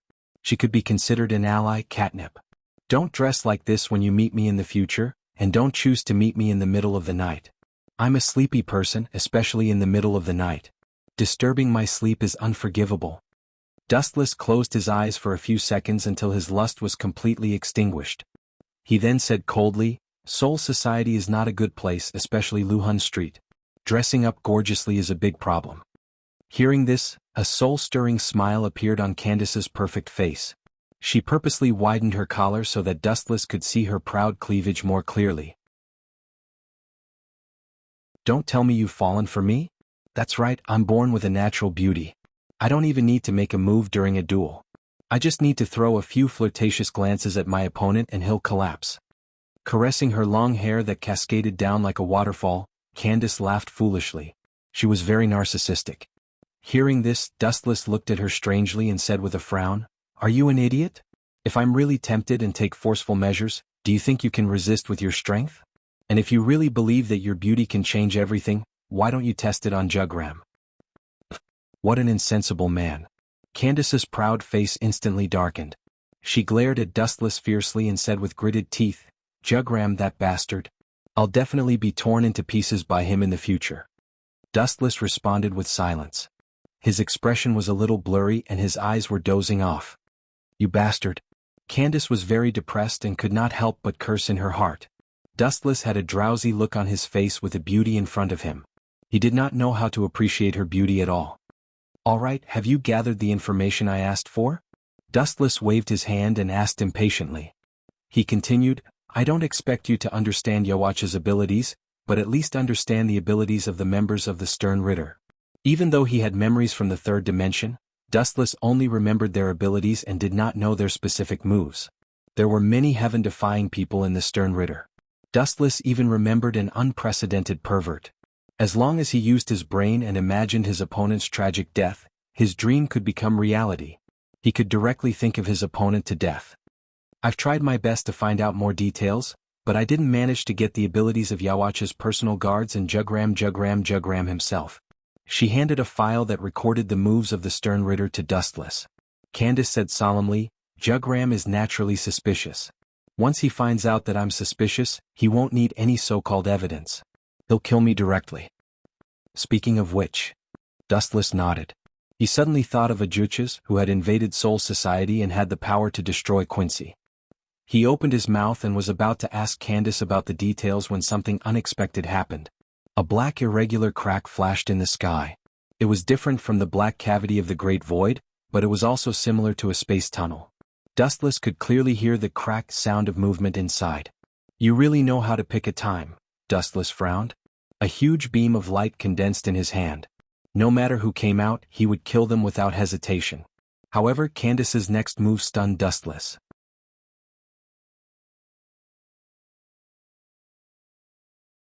Chapter 1046. Candace blocked Dustless decisively with a determined look in her eyes. "She's my friend, Bambietta Bathabai. I won't allow you to hurt her. Little Bambietta is one of the only friends I have in my life." Candace's eyes shone with determination. Her tone was indomitable and without regret. "You value relationships so much?" Dustless was surprised. He remembered that there were a few women in the Wanless Empire, but all of them were extremely violent. This Bambietta that Candace mentioned was also very violent. A few seconds later, a pretty girl wearing the same military uniform as Candace appeared in front of him. She wore a military cap with the symbol of the Wanless Empire on it. Her hair reached her waist, and she wore a short skirt with a heart-shaped insignia pinned to her chest. She wore a belt with a heart-shaped insignia, black stockings and long boots. Perhaps it was the first time she had seen Dustless. Her pure and innocent eyes were somewhat absent-minded and curious. She looked at Dustless with great interest. But when she saw Candace, who was standing next to him, her face instantly became cold, and her whole body emitted a cold aura. "Candace, you betrayed His Majesty and fell to the point of associating with the Grim Reaper." Although Bambietta looked like a young girl, she was actually an old monster who was over 100 years old. She was much older than Dustless. As a member of the Sterncross Knights, she was also a wily old fox who had lived for many years. Thus, she immediately saw through the relationship between Dustless and Candace. "Is that so? Then what are you going to do with us?" Dustless did not deny it. Instead he asked directly, "Kill us? Or give us to Jugram to claim credit for? But we're on the same side now. You can't do it with your strength." Compared to the apprehensive Candace, Dustless was undoubtedly much bolder. He was straightforward and did not hide anything. His words were full of provocation and mockery. Boy, you're courting death. Bambietta immediately reacted with the strongest strength. She raised her hand and condensed a crystal divine bow. In an instant, arrows compressed with extremely high spiritual pressure shot out. Whoosh whoosh whoosh. The powerful arrow pierced through Dustless, but it didn't have any effect. He stood there unscathed, looking at Bambietta with a mocking gaze, silently mocking her. What's going on? Seeing this, Bambietta's delicate little face was dumbfounded. She had clearly shot Dustless, but he was completely unharmed. He was in high spirits and was completely fine. Brat, don't be so smug. With a ferocious look on her face, Bambietta, who refused to believe it, waved her hand and compressed even more spiritual droplet arrows. She aimed them at Dustless in unison. Whoosh whoosh whoosh. Just like before, a few holes appeared in Dustless's body, but they were repaired in the blink of an eye. Smiling, he looked at the red-faced Bambietta and suddenly felt that she was very interesting. He hooked his finger at Bambietta again and said with disdain, "What is that all? You can't even land a hit on me and you want to defeat me? Even a 3-year-old wouldn't dream of something as ridiculous as you." Bambietta was furious when she heard this. Her slender fingers trembled as she pointed at Dustless. She bit her red thin lips and looked rather depressed.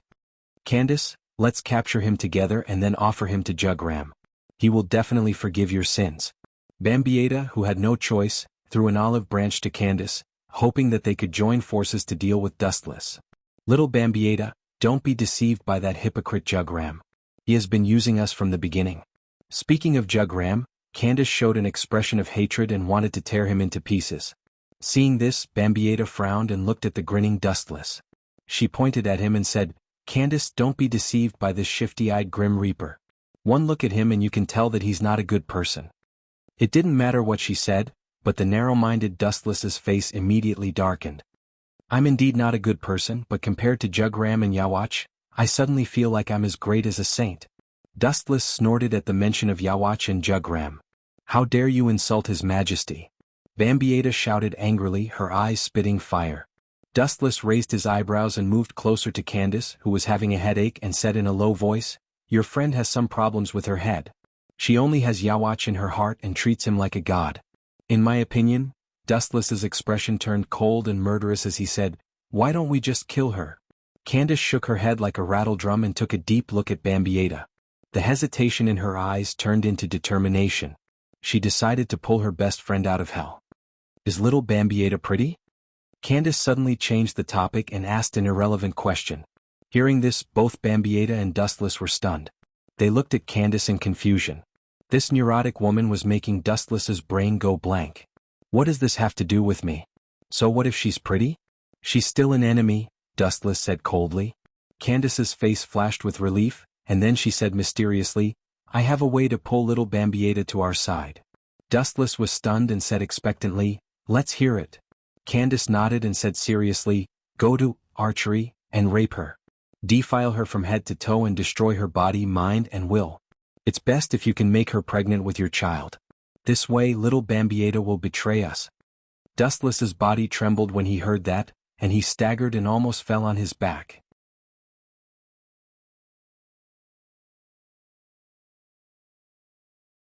Chapter 1047.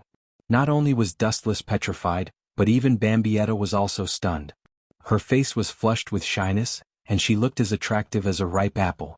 Her ferocious aura was completely restrained and she looked quite cute. Finally, she had some unique feminine charm. "I'm deaf, right? Can you repeat what you said just now?" Dustless reiterated. Candace looked at Dustless with a little dissatisfaction. After cursing him for being deaf in her mind, she explained, "Don't be fooled by Bambietta's casual dressing. In fact, she values something as worthless as virginity very much. Don't be fooled by her bold appearance." Candace stared at Dustless with resentment. Dustless opened his mouth, intending to refute, but he was shocked to find that he was speechless. He didn't know whether to laugh or cry. Candace's dressing was several times more exaggerated than Bambietta's, and she was shamelessly gossiping about others. Dustless suddenly felt that his shamelessness was not proportional to Candace's. Noticing Dustless's strange look, Candace immediately understood that Dustless had misunderstood her. She hurriedly said, "I said virginity is worthless, but it doesn't mean that I don't care. In fact, I'm the same as Bambietta, I'm still a... Candace, who spoke bluntly, closed her mouth and decisively withdrew the word virgin.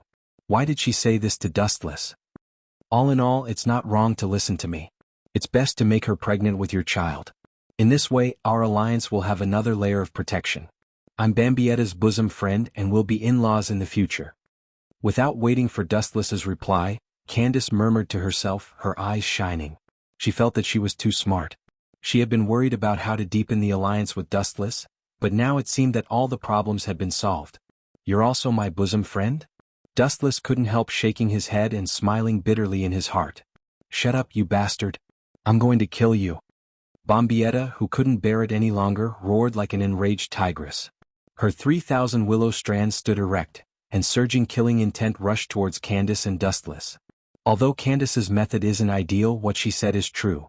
It wouldn't be bad if we could pull her in. It'd be a good idea to use her as a weapon against another, and we'd be able to catch Wandless Empire off guard from the inside. Ignoring the suffocating murderous aura covering his body, Dustless nodded inwardly. Soon after, a mischievous smile appeared on his face as he pretended to be incomparably vulgar and said, Candace is right. You'd better repent and be saved. Otherwise I'll... The corner of his mouth twitched. Dustless realized that he couldn't say the word traitor. Otherwise I will capture you and torture you until you beg for death. I will make you sink into the sea of desire and never be able to rise again. With a wretched and dark smile on his face, Wuchen stared at Bambietta's plump body without any scruples. You too. Hearing this, Bambietta's murderous aura became even more intense. Due to her excessive indignation, the originally invisible murderous aura turned into a cold mist that enveloped Dustless and Candace. This was intolerable.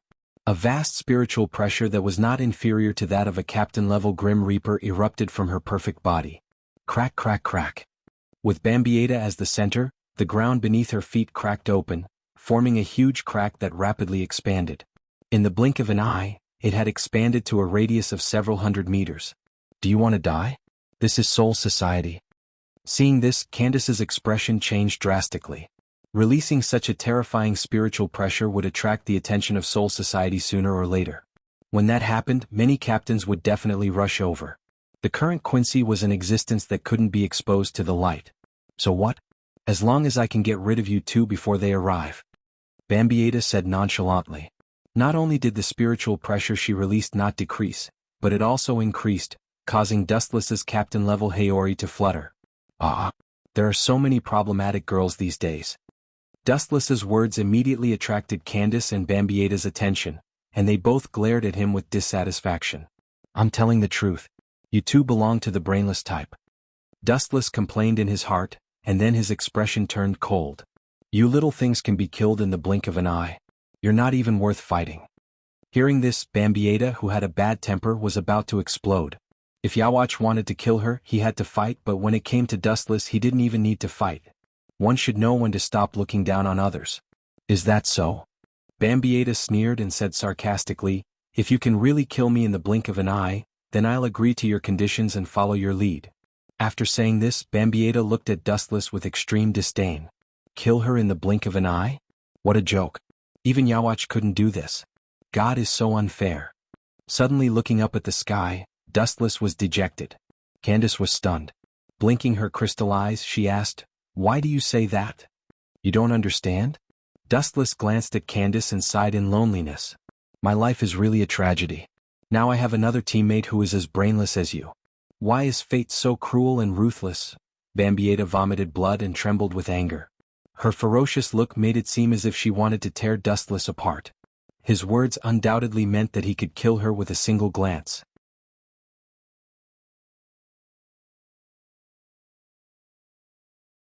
Chapter 1048. Compared to Bambietta, who snorted disdainfully, Candace remained silent. Although she had only met Dustless twice, including this time, she firmly believed in Dustless's words.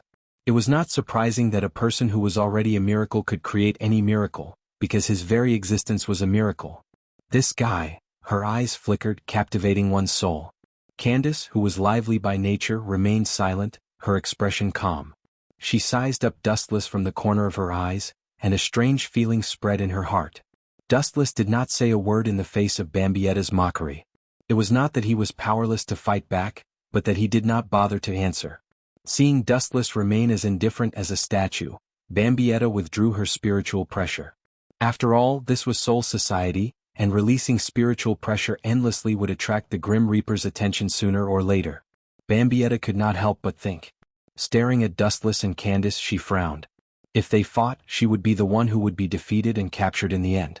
A moment later, her eyes lit up, and she suddenly came up with a plan. Since neither of us wants to be caught by the Grim Reaper, why don't we fight in a more interesting way? Bambietta withdrew her flames and put on an elegant smile with a hint of complacency and cunning. Candace remained silent and looked at Dustless. The night is long and I have nothing to do. Tell me what you want to do. I hope you won't break the contract because you can't afford to lose. Dustless glanced at Bambietta indifferently and put his hands back into his sleeves. No wonder you are in cahoots with Candace. You are indeed straightforward. Bambietta looked at Dustless in surprise and had a whole new level of respect for this Grim Reaper. Dustless and Candace clearly had the upper hand in a 2v1 situation, but Dustless was willing to give up the advantage. He was indeed broad-minded. However, the next sentence made Bambietta lose all her good feelings. Just treat it as playing house with a kid who hasn't grown up yet. Hurry up, I still have things to do. Dustless frowned and said impatiently, Brat, you will definitely pay the price. Bambietta clenched her fists and gritted her teeth. Soon after, she sneered, Did you just say that you can kill me in the blink of an eye? Let's use this as a bet. If you can really do it, I'm willing to be your servant. What if I can't do it? Dustless asked curiously while rubbing his chin. Then the two of you will be slaves. Bambietta replied with a cold laugh. This is not fair. Candace stood up and objected. Her beautiful eyes were gloomy. If Wuchen won, Bambietta would become his slave and she would get nothing. On the other hand, if Wuchen lost, she would suffer together with Wuchen. No problem. Dustless raised his eyelids and said indifferently. Hearing this, Candace immediately turned her spearhead and bombarded Dustless indiscriminately, her saliva flying all over the sky. Are you kidding me? You are not qualified to decide my fate. We are allies now and we don't even have this basic trust. Let's just go our separate ways. Glancing at Candace, Dustless replied, Besides, the winner of this boring competition will definitely be me. Also, I can have a little slave to play with. How great would that be? Dustless stared at Bambietta with an invasive gaze and laughed sinisterly. His wolf-like gaze could ignore the existence of clothes. It was very wretched. Whoosh whoosh whoosh. The spirit seed arrow immediately pierced through Dustless, but it was still useless and he recovered in the blink of an eye. Dustless glanced at the frustrated Bambietta with pity and said calmly, This kind of ordinary attack is useless. Only after Annihilator uses Perfect Holy Body, or activates Holy Word, can he attack my physical body. Until now, Dustless still couldn't figure out how Annihilator could elementalize. Grumble grumble. At this moment, Dustless's stomach started to grumble. He suddenly felt a little hungry and said, It's getting late. Let's start now and finish this as soon as possible. You can go back and eat. After saying that, Dustless's pupils changed. The demonic and mysterious Eternal Mangekyo Sharingan appeared. The Berserk Eye power made one's soul tremble. If one was stared at by that eye, one's soul would be lost. Grumble. The two girls looked at the mysterious and noble Eternal Mangekyo Sharingan in a daze. For some reason they suddenly felt a sense of insignificance, especially Bambietta. She suddenly felt a little regretful and felt that she had been tricked. Look into my eyes. This sentence attracted Bambietta's attention. She instinctively looked at Dustless's eyes. The moment their eyes met, Bambietta suddenly felt that the secret in her heart had been seen through. She instinctively wanted to close her eyes. However, it was too late. Tsukuyami. Two simple words came out of Bambietta's dry lips. Bambietta's bright eyes immediately dimmed as if someone had covered her face and robbed her of her ability to think. Plop. Under Candace's horrified gaze, Bambietta fell to the ground weakly. Candace's eyes locked onto Dustless. She was shocked to find that he didn't move at all. He didn't even blink. In his eyes, there was only an insignificant ripple like water. Then Bambietta was killed instantly. It was as simple as blowing air. Looking at the motionless Bambietta on the ground, Dustless stretched and sighed with emotion. From now on, there is one less beautiful girl in the world, and one more personal maid who is a slave or a servant.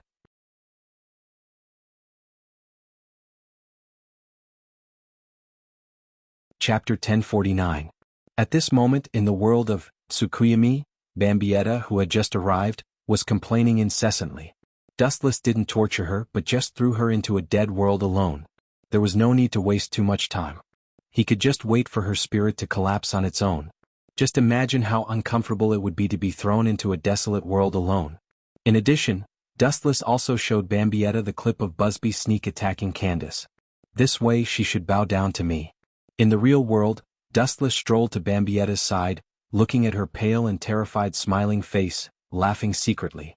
His tone was like a prank. It's still too far away. Little Bambietta won't be defeated so easily. Candace shook her head and looked at Dustless in surprise. Especially the eternal Mangekyo Sharingan that attracted her attention. She immediately said with some hunger, "What kind of eye is that? I've never heard of Shinigami having such an ability, or is it the ability of your Zanpakuto? This is a dojutsu called Sharingan. In order to get it, I paid a lot." His eyes suddenly became a little melancholy. Dustless's tone had a rare touch of melancholy, as if he was immersed in memories. His soul began to wander, recalling the past. The memories of more than half a century of vicissitudes began to slowly rewind like a movie. Candace looked at Dustless in surprise, standing still. Everyone had a sad past and no one was an exception. You despicable bastard, I will not let you go." The sudden scolding disturbed the peace. Dustless's confused eyes disappeared, and he returned to his usual calmness. He squatted down and looked at Bambietta, who was sweating profusely. "My cute little maid, why are you so upset? I didn't torture you." Bambietta's pretty face fell when she heard this. Dustless indeed didn't torture her, but being thrown into a desolate world and living alone was worse than being killed. "I have fulfilled my promise, now it's your turn," Dustless said seriously as he looked at Bambietta, whose face had turned green. Meh. Bambietta's entire face was filled with black lines. Her heart felt weak and she wanted to retreat. She had just said that she would be a slave or a servant, but it was just a casual remark. He didn't have the confidence to admit it. The consequences of little Bandy's violation of the agreement are very serious. Candace stood up and said in a threatening tone, "Although this guy looks decent, he's actually very lecherous. He and the captain of the 4th Division, Unohua Lai, who's also known as the First Sword 8 in the Empire, are involved. Also, he recruited 3 good-looking students. They actually know that Unohana Retsu is the First Sword 8. It seems like Wanless Empire knows a lot about Soul Society's internal affairs." Dustless frowned. Wanless Empire was much harder to deal with than Aizen Sosuke. Sosuke Aizen's understanding of the war from 1,000 years ago was similar to Dustless's, if not worse. All information about Quincy had been erased from Soul Society.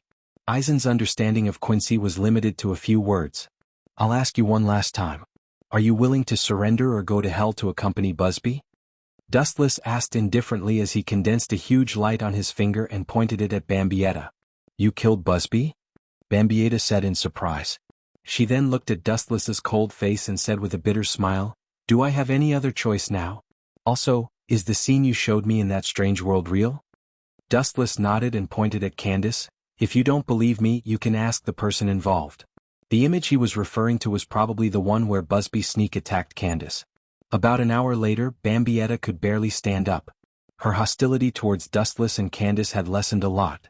Jugram and Yawach, those 2 despicable B****stards. To think that we trusted them so much. How dare they treat us like dispensable chess pieces. I must have been blind in the past.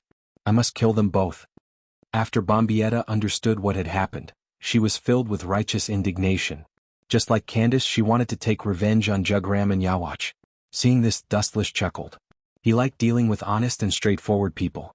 To put it nicely, they were simple-minded and simple-minded. To put it bluntly, they were brainless. However, Dustless liked brainless people. Dealing with a black-bellied and intelligent woman like Unohana Retsu sometimes made him uncomfortable. A smart woman was often annoying. At least that was what Dustless thought. It was okay to be a little stupid. "Oh right, I need to tell you something important.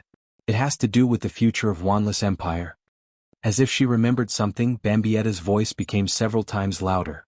With a serious expression, she revealed a top secret that made Dustless's expression change. "The future of Wanless Empire? That is indeed a big piece of news." Wu Qin nodded noncommittally, then he teased and guessed, "What is it specifically?" "Jugram wouldn't want to form an alliance with Sosuke Aizen, would he?"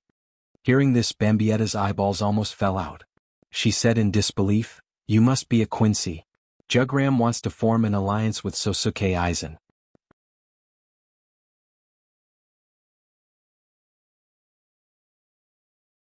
Chapter 1050. Dustless opened his mouth. Although he was surprised, he still shook his head. Jugram's risky move was within Dustless's expectations. Quincy's goal was naturally to destroy Shinigami and kill Soul King. Aizen's goal was the same. Even if the two sides hit it off, it would still be in line with each other's goals. After all, Shinigami was their enemy. But I don't think Aizen will cooperate with Jugram. After a while, Dustless confirmed. Although it was just his personal guess, he was very certain. Indeed, Wanless Empire's internal affairs say that Aizen is an ambitious man who wants to become a god. The chances of him lowering himself and submitting to Quincy are zero. Candace chimed in. Dustless looked at the two and asked curiously, "Then what's your empire's evaluation of me? No matter how bad I am, I'm still better than my predecessor East Sendai, right?" Hearing this, Candace and Bambietta looked at each other with a hint of ridicule in their eyes. It can't be that he's not even as good as that kid from East Deity Palace, right? Wu Qin covered his old face in disappointment as if he was speechless. That's not it. The two women shook their heads at the same time. Bambietta said, "Jugram recently created a special fighting force and you're one of them." Wu Qin was stunned when he heard that and asked subconsciously, "Special combat power? You didn't remember wrong, did you?" There were indeed special existences like special combat powers, but they would only appear after Yawatch fully recovered and attacked Soul Society. Right, no matter what, you have to be careful. Jugram isn't a good person. Bambietta frowned and reminded him with good intentions. "You?" Dustless showed a dissatisfied expression and scolded with a straight face, "I won the competition just now. Didn't I say that you're not allowed to talk about you? You have to call me young master." Bambietta's delicate face was full of confusion. She couldn't even call Dustless Lord. She had to call him young master. This seemingly trivial matter was very important to Dustless. He was even narrow-minded and couldn't be changed. Speaking of which, thinking of the great void ajuchas that invaded Hueco Mundo, Dustless asked, "Soul Society invaded a great void with the ability to kill Quincy? You killed it?" The two asked in unison with nervousness. Dustless nodded. The Mantis Great Void was indeed killed by him, cut into pieces by Hado 90. "That's bad. The memories and soul of the Great Void you killed will all fall into Yawatch's hands in the end," Bambietta said solemnly. This meant that Yawatch would know the moves and characteristics of Wu Qin when he woke up in the future. No, you're mistaken about one thing." Seeing that the two of them had misunderstood, Dustless immediately corrected them. "I don't care about that. I don't even know how many abilities and moves I have. What I care about is that since Voids can obtain the ability to kill Quincy, the Grim Reaper should be able to do the same." Looking at Candace and Bambietta expectantly, Dustless's face was full of hope. If possible, he very much wanted to seize Yawatch's ability. Theoretically, it should be possible, but we don't know the specifics. The abilities of the Sternritter Regiment are all given by Yawatch. Candace instantly understood Dustless's intention. He was probably aiming for Yawatch's abnormal ability. "But I advise you, young master, you should stop dreaming." Seeing Dustless staring at her gloomily, Bambietta's expression stiffened. She quickly changed her words and said unwillingly, "Although I don't know how strong Yawatch is, those who have seen how terrifying he is are all afraid of him." Bambietta said in a trembling voice. Her tone was also full of fear and dread because the name Yawatch was to some extent a god. "Forget it. Go back. If you come out late, Jugram, who is naturally suspicious, will inevitably be suspicious." With a heartwarming smile, Dustless ordered them to leave. "This guy is not bad." Bambietta secretly glanced at Dustless and muttered in her heart. Although Dustless sometimes looked sloppy and had a cynical attitude toward everything, she could feel that Dustless was not a cold-blooded person like Jugram. Especially when she was quite close to Dustless just now, Bambietta felt that he was warm. At least he had body temperature. The night sky of Soul Society was full of stars, and the scenery was very charming. As night fell, Dustless walked alone to the 7th Division. He thought that when he returned to the division, he would be greeted with good wine and delicious food. Who would have thought that the entire captain's office was filled with the strong smell of alcohol, and the pungent smell made people retreat. "A soldier's drunken, a general's drunken." The saying is true. Opening the door of the captain's office, Dustless stepped in. The first thing he saw was Hinamori, Rukia, and Matsumoto Ranjiku. They were all drunk and completely unconscious. Forget it. I'm in a good mood today. I'll let you go. Picking up the blanket on the sofa and covering them, Dustless turned around and left. Tiredness spread all over his body, and he had to find a suitable place to rest. However, God often likes to play tricks on people. Sometimes, the more tired you are and the more you want to sleep, the more troublesome it is.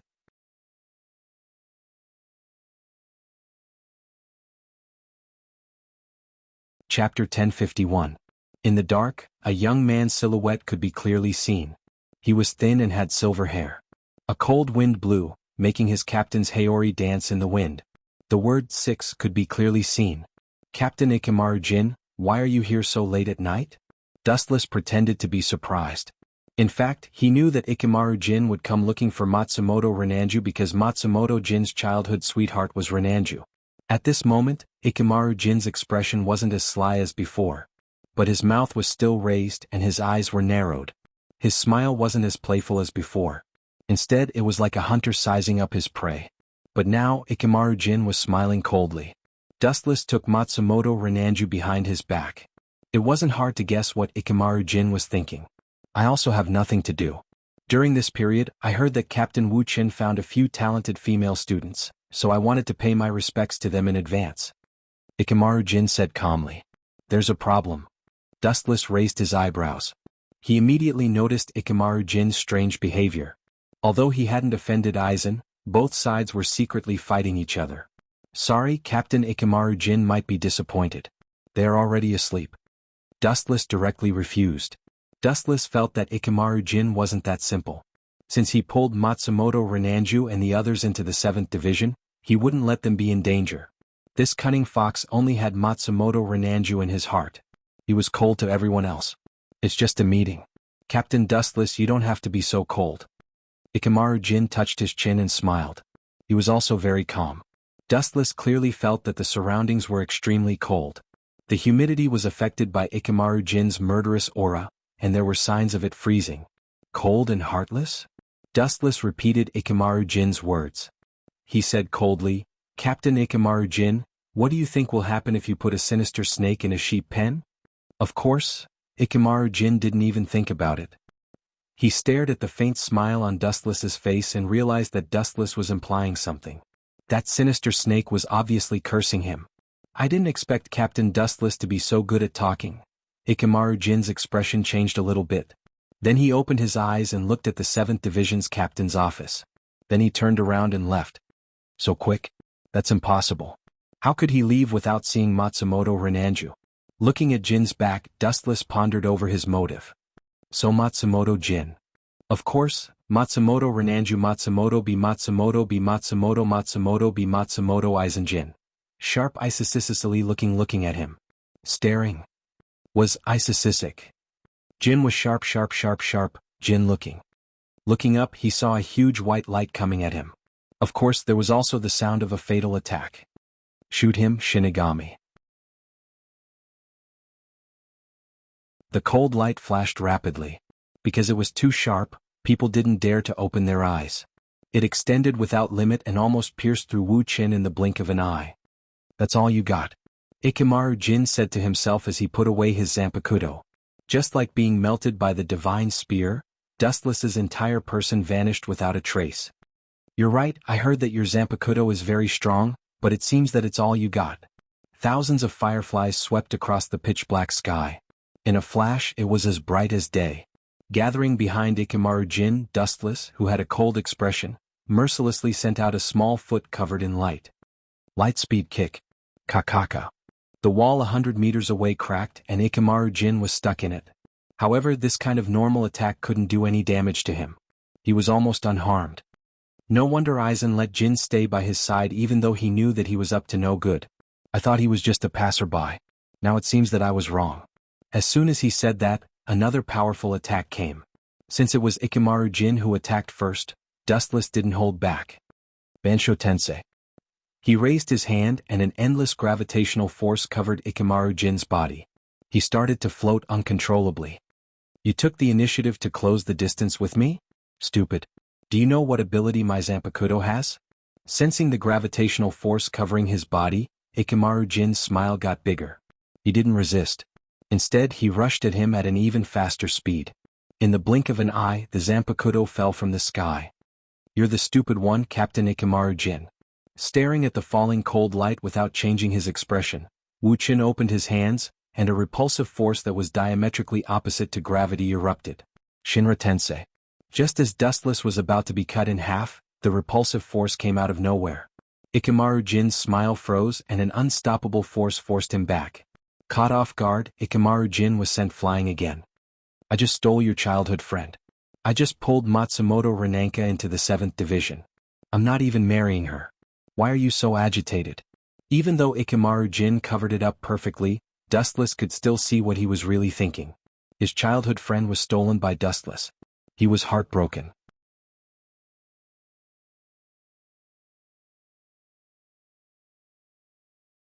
Chapter 1052. Dustless scolded Jin for being so narrow-minded. I just stole your childhood sweetheart. I didn't kill your parents. Why are you acting like you hate me so much? Leave if you know what's good for you. I can treat it as if nothing happened. There won't be anyone gossiping at the head captain's place. Wuchen assured.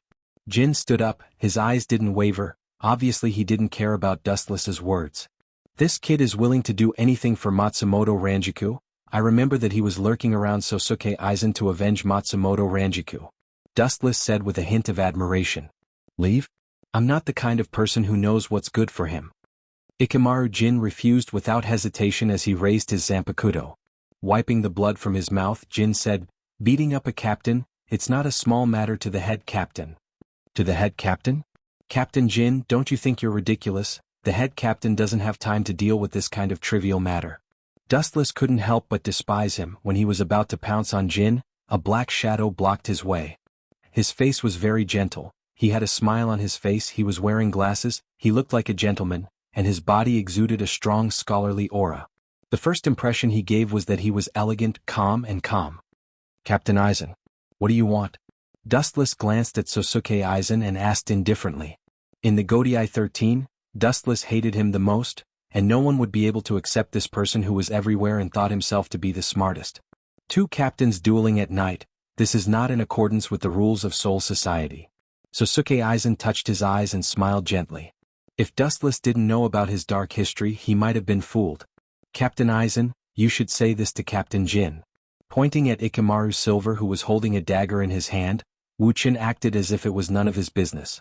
Captain Dustless, you're treating me like an outsider. I just want to meet the members of the 7th division. Why do you have to stop me? Ikamaru Jin regained his sly smile. His smile was extremely annoying. Sorry, they don't want to see you. After that, Dustless entered the team house without turning around. As for Jin and Sosuke Aizen, he directly ignored them, treating them as air. Waxy Aizen Sosuke raised his head and gave Ikamaru Jin a cryptic look. Ikamaru Jin nodded and attacked. You don't know what's good for you, I don't want to take you seriously. Noticing the dark shadow behind him, Dustless's killing intent rose. An absurd idea suddenly popped up in his mind. He couldn't wait to go back and ravage Matsumoto Ranjiku in various ways. When did I become like this? Dustless shook his head and tried to wake himself up. He didn't know whether to laugh or cry. At the same time, Jin was closing in on Dustless. He was about to chop off Dustless's head. Clang clang clang. At the critical moment, Aizen rushed over and blocked the attack for Dustless and kicked Jin Ikamaru back. Captain Jin, we're colleagues, we can talk things out, there's no need to kill. Sosuke Aizen said with a pained expression. Get out of my way if you don't want to get hurt or else. Jin said coldly. Impossible. Sosuke Aizen said firmly. If you want to hurt Dustless, you'll have to step over my dead body. What are these two idiots doing? Wuchen, who was about to step into the 7th division, stopped and retracted his footsteps.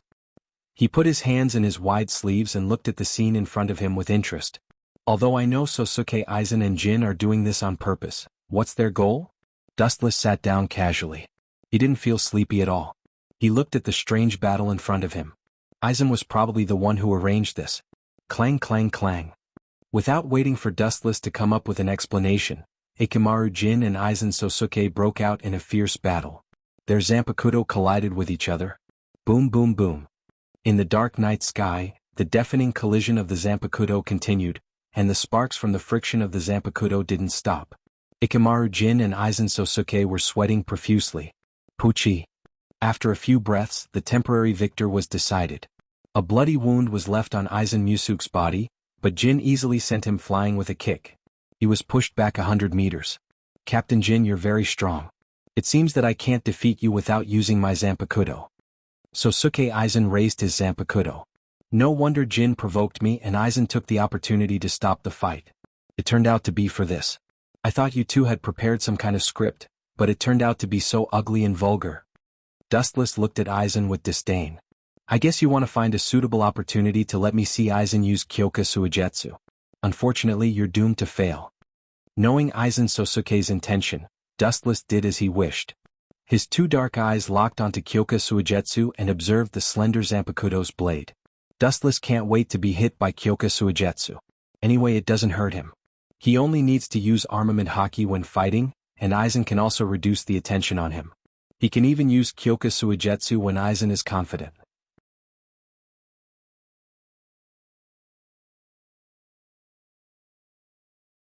Chapter 1053. Dustless stared at Aizen, or rather, his Zanpakuto. In Soul Society, the person that Aizen was most worried about was undoubtedly Dustless. Strength was one thing, but the bigger reason was that Dustless hadn't seen the release of Kyoka Suigetsu. On a whim, Aizen teamed up with Ikemaru Jin to test this conspiracy. Idiot, I'll say goodbye from now on. Seeing Dustless staring at his Zanpakuto curiously, Aizen smiled. Although the captains of Soul Society were all colleagues, in a sense they were also competitors. Everyone wanted to know each other's Zanpakuto and their abilities. Idiot, do you think your Kyoka Suigetsu ability is invincible? He's as innocent as a kid. On the surface he looked like a curious baby, but in his heart Wu Chen sneered. In this world, the only thing that could make Dustless wary was Yawacha's heaven-defying ability. Although the catoptric deflection was powerful and heaven-defying enough, it had little effect on Dustless. It didn't even have any effect as long as he closed his eyes and used Kenbunshiku Haki. In this world, only absolute strength could be relied on.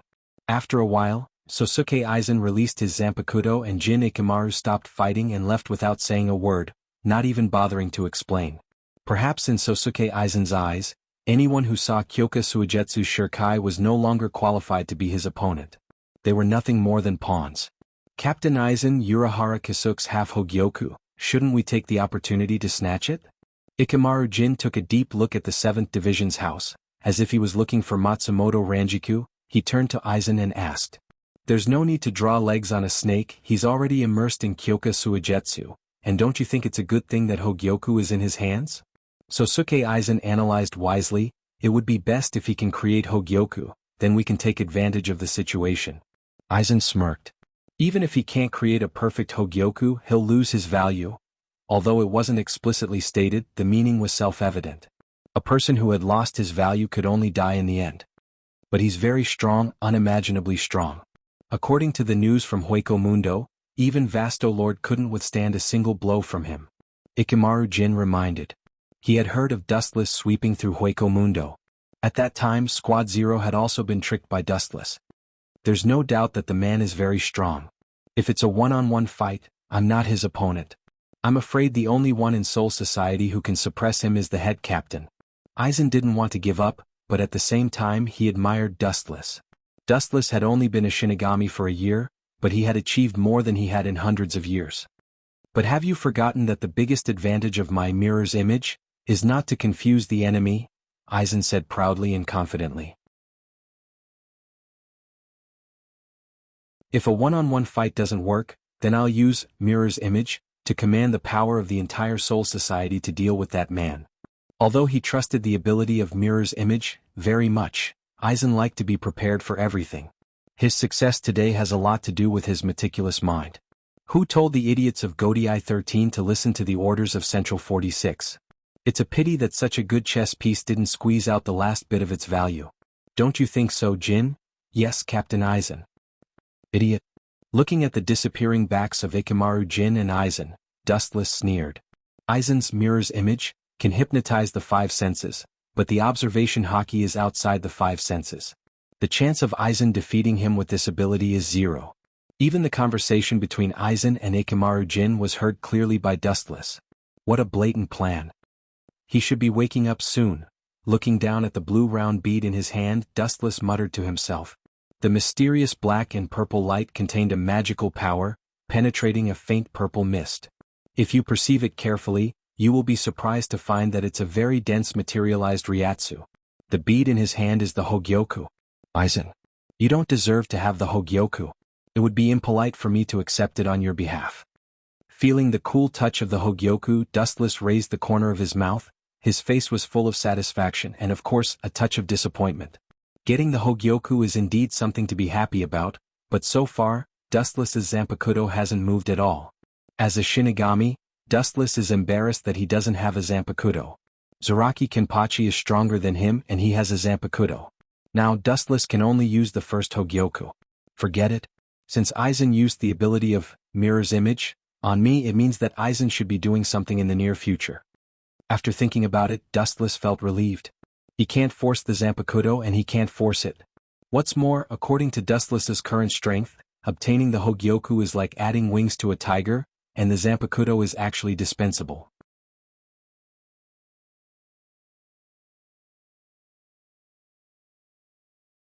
Chapter 1054. Time flew by and in the blink of an eye 5 months had passed. Perhaps because of the different concept of time of death, these 5 months, Dustless only felt like a snap of the fingers, slipped away without any consciousness. During this period, the Hogyoku also completely awakened. Why don't I feel anything? Dustless was puzzled. Looking at the smooth chest in the center, there was obviously a mysterious blue bead inlaid. A day ago, Dustless had implanted the Hogyoku into his body. But to his disappointment, there was not even a fart reaction, let alone evolution. Definitely no feeling. When your Ryatsu bottoms out, I will provide you with power. When your life is oppressed, when you fear death, you can evolve. The surface of the Hogyoku flashed a mysterious halo. At this moment, a strange voice suddenly invaded Dustless's mind. Are you the consciousness of the Hogyoku? Hearing this, Dustless was not surprised. The Hogyoku did have its own consciousness, but to his surprise, this clear voice was no different from a 15 or 16-year-old girl, very clear and pleasant. Only by fear of death can I evolve? Dustless frowned. He may not be able to evolve in this life. There seems to be no one in this world who can make him feel fear. Yes, only when the host is afraid of death and wants to get stronger can you evolve. The consciousness of the Hogyoku confirmed. Only by fear can I evolve. This requirement is too difficult. Dustless couldn't help but feel a headache. He can only pin his hope on Habak, hoping that he can bring him fear. But it doesn't matter. It's also very good to get unlimited Ryatsu. Dustless showed a smile and immediately said loudly, Wanju, quickly bring my captain's Haori, I'm going to be late for the captain's meeting. That old man is really bored. He always wants to hold a meeting. Thinking of old man Yamamoto, Dustless couldn't help but complain. The 7th Division needs to increase the members, at least a few nannies to wait on you. Matsumoto Ranjiku shouted in dissatisfaction. She threw Captain Haori to Dustless and immediately fell onto Dustless's bed. Gulp. Dustless awkwardly took a deep breath and looked at Matsumoto Ranju's voluptuous body.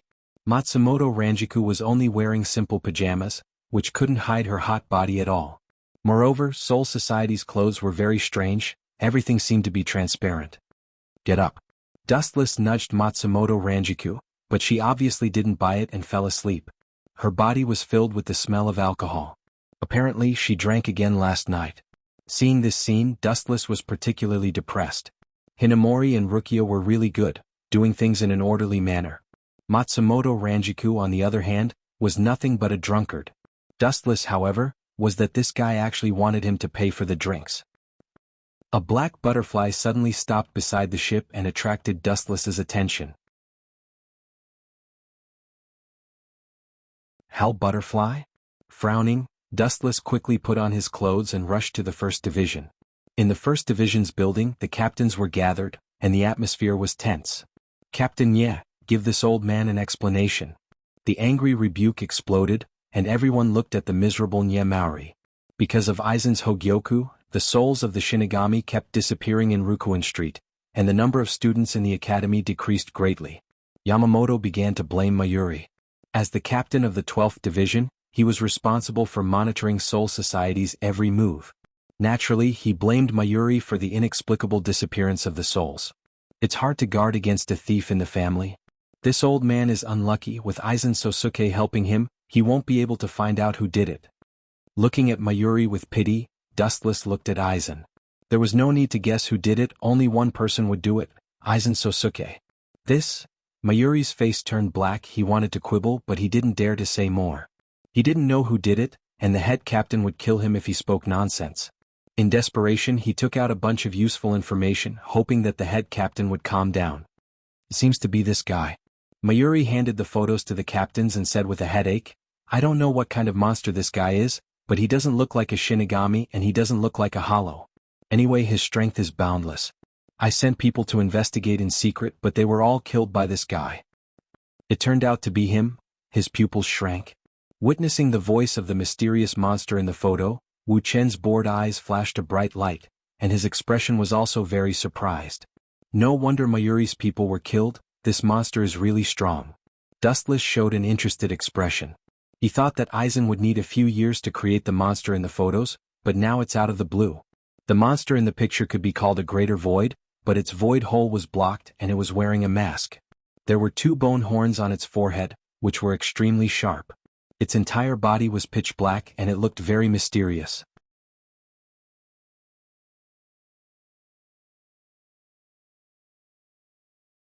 Chapter 1055. Dustless was speechless.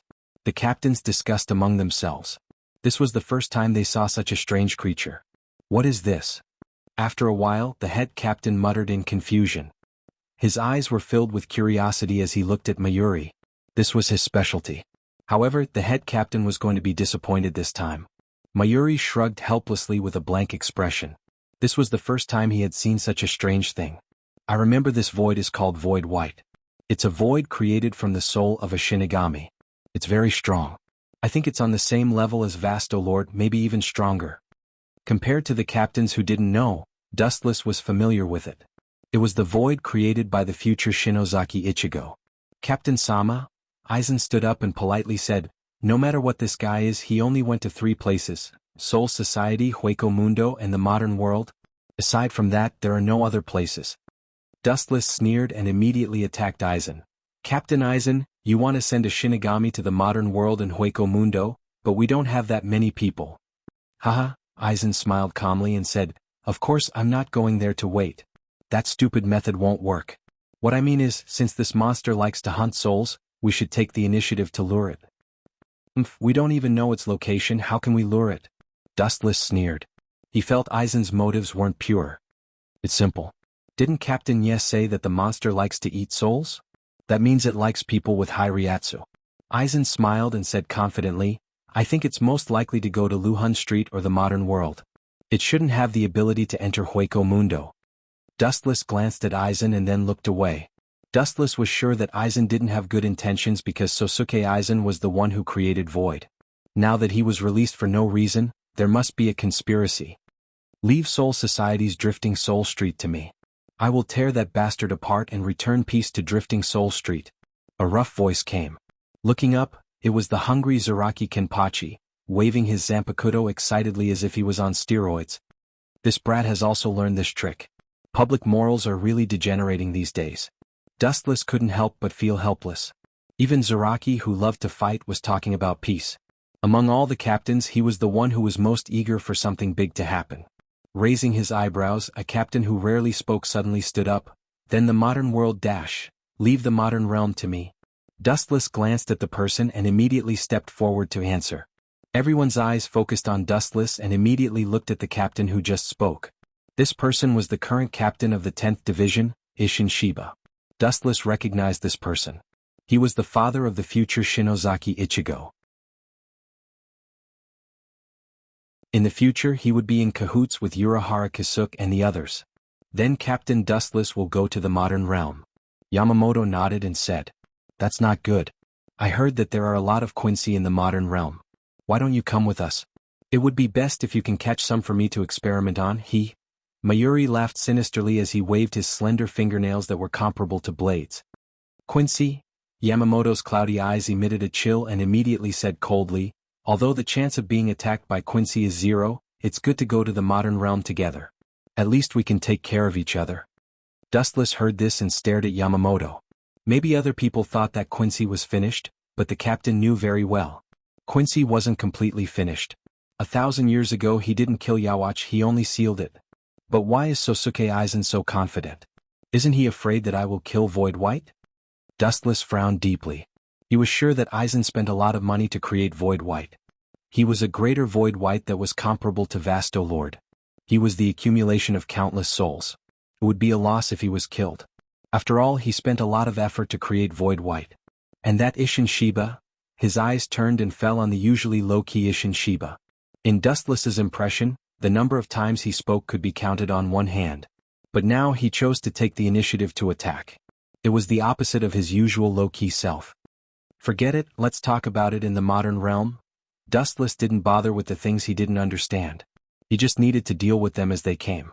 There was no need to do anything superfluous. In front of absolute strength, all schemes and tricks were useless. This was the basis of Dustless's confidence. Aizen's schemes wouldn't have any substantial effect. They would only humiliate themselves and become a joke. Even Isshin Shiba was the same. If he had any ulterior motives, he could just kill him as soon as possible. After all, they were in the modern realm. He could push the blame to Hueco Mundo. After about half an hour, the captain's meeting ended. Tomorrow, Dustless and Isshin Shiba would leave Soul Society and go to the modern realm.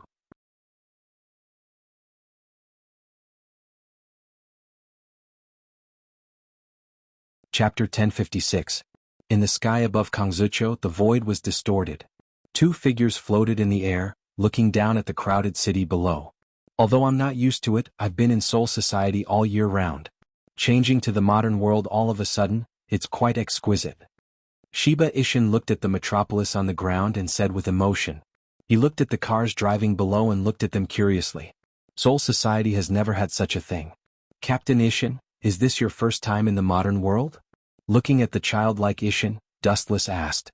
Isshin nodded and immediately suggested, Kangzucho is quite big, why don't we split up to find that guy, it's faster. Dustless nodded and agreed, then I'll go to the east. Then I'll go to the west. Isshin jumped quickly on the high-rise buildings, his steps light and vigorous. He obviously wasn't running around aimlessly, but with a mysterious map in his hand, looking left and right to find his destination.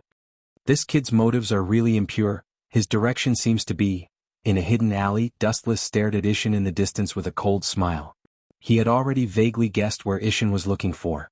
No wonder Urahara Kisuke was kicked out of Soul Society and knew so much inside information. I really didn't know that this kid was a spy. After thinking for a while, Dustless followed, his killing intent thickening. If Isshin knew that Dustless had embezzled the Hogyoku, he would definitely report it to the head captain. Awoo! At this time, a hysterical roar mixed with destructive spiritual pressure shook the sky, and the glass on both sides of the street was shattered by the powerful spiritual pressure. This spiritual pressure is not right. The footsteps suddenly sounded. Dustless frowned, keenly aware of the different spiritual pressure between Shinigami and Hollow. Whoosh whoosh whoosh. A black shadow cut through the sky, surrounded by flames. It was Isshin. Let's go and see what you can do. With a thought, Dustless followed. In short, he planned to destroy Isshin or at least banish him forever. Just like Urahara Kisuke. Void White doesn't seem to be an opponent of Isshin Shiba. Suddenly remembering Void White's strength, Dustless couldn't help but worry. Although Void's strength was comparable to Vasto Lord, he was still killed by Isshin in the end. This time, I'll reluctantly help Aizen Sosuke and use Haku's hand to kill Isshin. In the alley, staring at the figure in front of him, Dustless's chakra began to surge as he focused on Isshin Shiba. Tao Breaker 90, Black Coffin. Several black shadowless blades came from all directions and almost instantly approached Isshin Shiba, who didn't know what was going on. Isshin was shocked when he saw this. Sensing the sharp auras coming from all directions, he shouted without thinking. Binding Tao number 73, Mountain Toppling Crystal. A transparent triangular defensive formation instantly appeared and protected Isshin. Even though he managed to counterattack immediately, the Tao Breaker 90's attack was still difficult to block. After a brief stalemate, the Black Coffin's attack tore through his defenses. Puchi, puchi, puchi. Shiba Isshin's body was instantly torn open, and blood was dripping from his wounds. It was such a shocking wound that people couldn't bear to look at it. Who did this? Come out for me. Enduring the unprecedented pain, Ishin unleashed his violent Ryatsu, destroying all the buildings within a radius of 100 meters, turning it into a plane visible at a glance. Even with such a heavy injury, he's still alive and kicking. His strength is probably beyond the captain level. But if you encounter Void White, you should be dead for sure. Dustless, who had already escaped, chuckled and used the Tensigan's power to clearly capture Ishin's roar, and his Ryatsu also began to rampage. Ishin's reckless release of Ryatsu will only attract Void White's attention. That's a student? When Dustless was about to watch a good show, an unexpected figure appeared in front of him. The newcomer was obviously a girl, with golden curly hair that fell to her waist like a waterfall. Her facial features were exquisite, as if they were the work of the gods. Her skin was as delicate as snow in winter. Her watery eyes were very lively, and there were obvious sweat stains on her face. What caught Dustless's attention the most was that she was holding a crystal bow in her hand. It's actually a Quincy? And what's with that face? Feels like déjà vu. Strange. Dustless scratched his head. He only knew two female Quincy, one was Bambiita and the other was Candace, but he obviously didn't know this beautiful Quincy, but he had a vague impression of her in his mind. Could it be her? After a while, a name that matched the identity of the girl Quincy appeared in his mind: Shinozaki Makoto. Shinozaki Makoto has the strength to fight against the captain, and she will definitely disrupt my plan if she helps Ishin. After pondering for a moment, Dustless rushed over again. Of course it was not to help Ishin. If Void White can't kill Ishin, then Dustless will do it himself.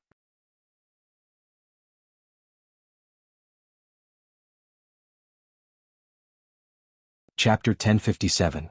With just a thought, the things at the end of the world were also close at hand. Under the abnormal eye power of the Tensigan, everything was right in front of him. He actually forgot about the hatred between Shinigami and Quincy. This Quincy is really compassionate. Dustless secretly observed the situation. This kind of thing has nothing to do with him, so there's no need to meddle in other people's business. He just needs to find an opportunity to kill Ishin. Roar! The violent roar came again, accompanied by violent wind and waves. The central area was like an earthquake, and the ground was shaking and cracking, and the cracks were spreading rapidly. 1 meter, 10 meters, 50 meters, 100 meters. The cracks were getting bigger and bigger, and the exaggerated range was about to annihilate the whole world. The shaking gradually became farther and farther away, and the power did not weaken but became stronger. Under Dustless's interested gaze, a monster with a knife, a mask and a horn on its head was exposed under the sunlight. The most surprising thing was that this monster had a void hole, but it was blocked by a mysterious substance. Finally willing to come out? But its strength is really strong. Can the two of them deal with it together? Dustless had a big question mark in his heart. There was no doubt that the power of Void, the great void in Shinozaki Ichigo's body, was beyond doubt. After erupting, it killed Vasto Lord Ulquiorra with overwhelming strength. Its strength was self-evident, especially when Ishin was seriously injured by Dustless. Overall, the situation was dangerous. Are you okay? Looking at Ishin's horrifying wound, Shinozaki Makoto rushed over and asked with concern. Her tone was as warm as the winter sun. No, I'm fine, I won't die for the time being. Ishin said firmly, but his trembling body betrayed him, and his forehead was full of sweat. Seeing this, the kind-hearted Kurosaki frowned and quickly took out her handkerchief. Just as she was about to wipe the sweat off Ishin's forehead, a huge flash of light swooped down and interrupted her action. It's Void Flash, get out of the way. Ishin shouted loudly and immediately stood up. His body was releasing Ryatsu, but the crack on his wound was getting bigger and bigger and blood kept flowing. The one who should get out of the way is you. Shinozaki Makoto resolutely stood beside Ishin, and many arrows were condensed from her fingers, aiming at the incoming flash. This little girl, Dustless, who was in the dark, looked at Shinozaki Makoto with shining eyes. From the fluctuations of Ryatsu and the skillful movements of the Quincy, she was definitely not weaker than Bambieta and Candace. By Shinozaki Makoto. Whoosh! A few divine arrows that were compressed by the spiritual particles were shot out. They rose from the ground and came into close contact with the falling flash. Boom! The power of the two moves was roughly equal, and they cancelled each other out after the big explosion. Very. Ishin Shiba gave a thumbs up. Although the creature in front of him couldn't speak and could only growl, it was definitely not weaker than Vasto Lord. Shinozaki's zzz's, hers zzz's, s's, puff, At this moment, Shinozaki Makoto suddenly spat out blood. Her face was pale and her body was on the verge of collapsing. Looking closely, a bloody mark appeared on her right shoulder. How surprising. This void is so cunning. Dustless was stunned. Others may not have seen the scene just now, but he saw it clearly. When the explosion occurred, a small red flash was spat out from Void's mouth. It was extremely fast, 20 times faster than an ordinary Void flash, but its power was greatly reduced. Using a Void egg to hit Shinozaki Makoto in the chaos. How cunning. Dustless sincerely admired Shinozaki Makoto. However, the next scene made Shinozaki Makoto, Isshin, and Dustless all petrified. How is it possible? This thing is just something made by Sosuke Aizen. How can it use that? He's not a Shinigami. Although it's a void made by a large number of Shinigami's souls, it doesn't make sense for him to know Kido. And from the fluctuations of his Ryatsu, it's a high-level Heido. Dustless's heart was in turmoil. He didn't expect Void to know Heido. He had never heard of Shinozaki Ichigo before. Subai raised his right arm that was holding the bone broadsword, and a thick flash of light spread out. Even though White Void couldn't speak, Dustless still heard these words. Tao Breaker 88, Flying Dragon Strikes Thief Sky Shaking Thunder Cannon. Shinozaki Makoto and Isshin were injured, and they were like fish on the chopping board. They could only watch as the light engulfed them, and their hearts were filled with despair. Am I going to die? Damn it. Shinozaki Makoto raised a bitter smile and mocked herself. Her pretty face was full of unwillingness. No one wanted to die. Just when she had completely given up, a figure resolutely blocked in front of her. The thin figure was not worth mentioning under the light of destruction. The thin figure was unusually firm and his eyes were indifferent. His pupils were calm and expressionless as if he was looking at an insect.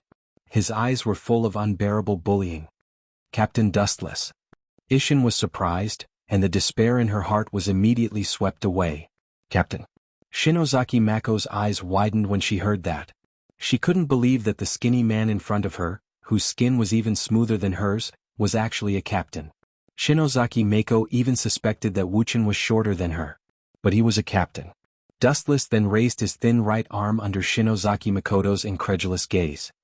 You want to kill with a mere candlelight? Naive. The intimate pair of eyes suddenly widened.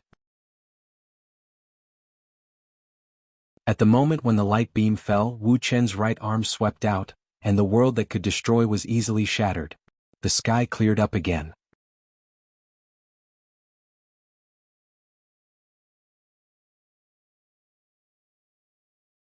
Chapter 1058. Shinozaki Makoto looked at the light that shattered in an instant with a shocked expression. That thick light beam was extremely fragile in front of Dustless, not even worth mentioning.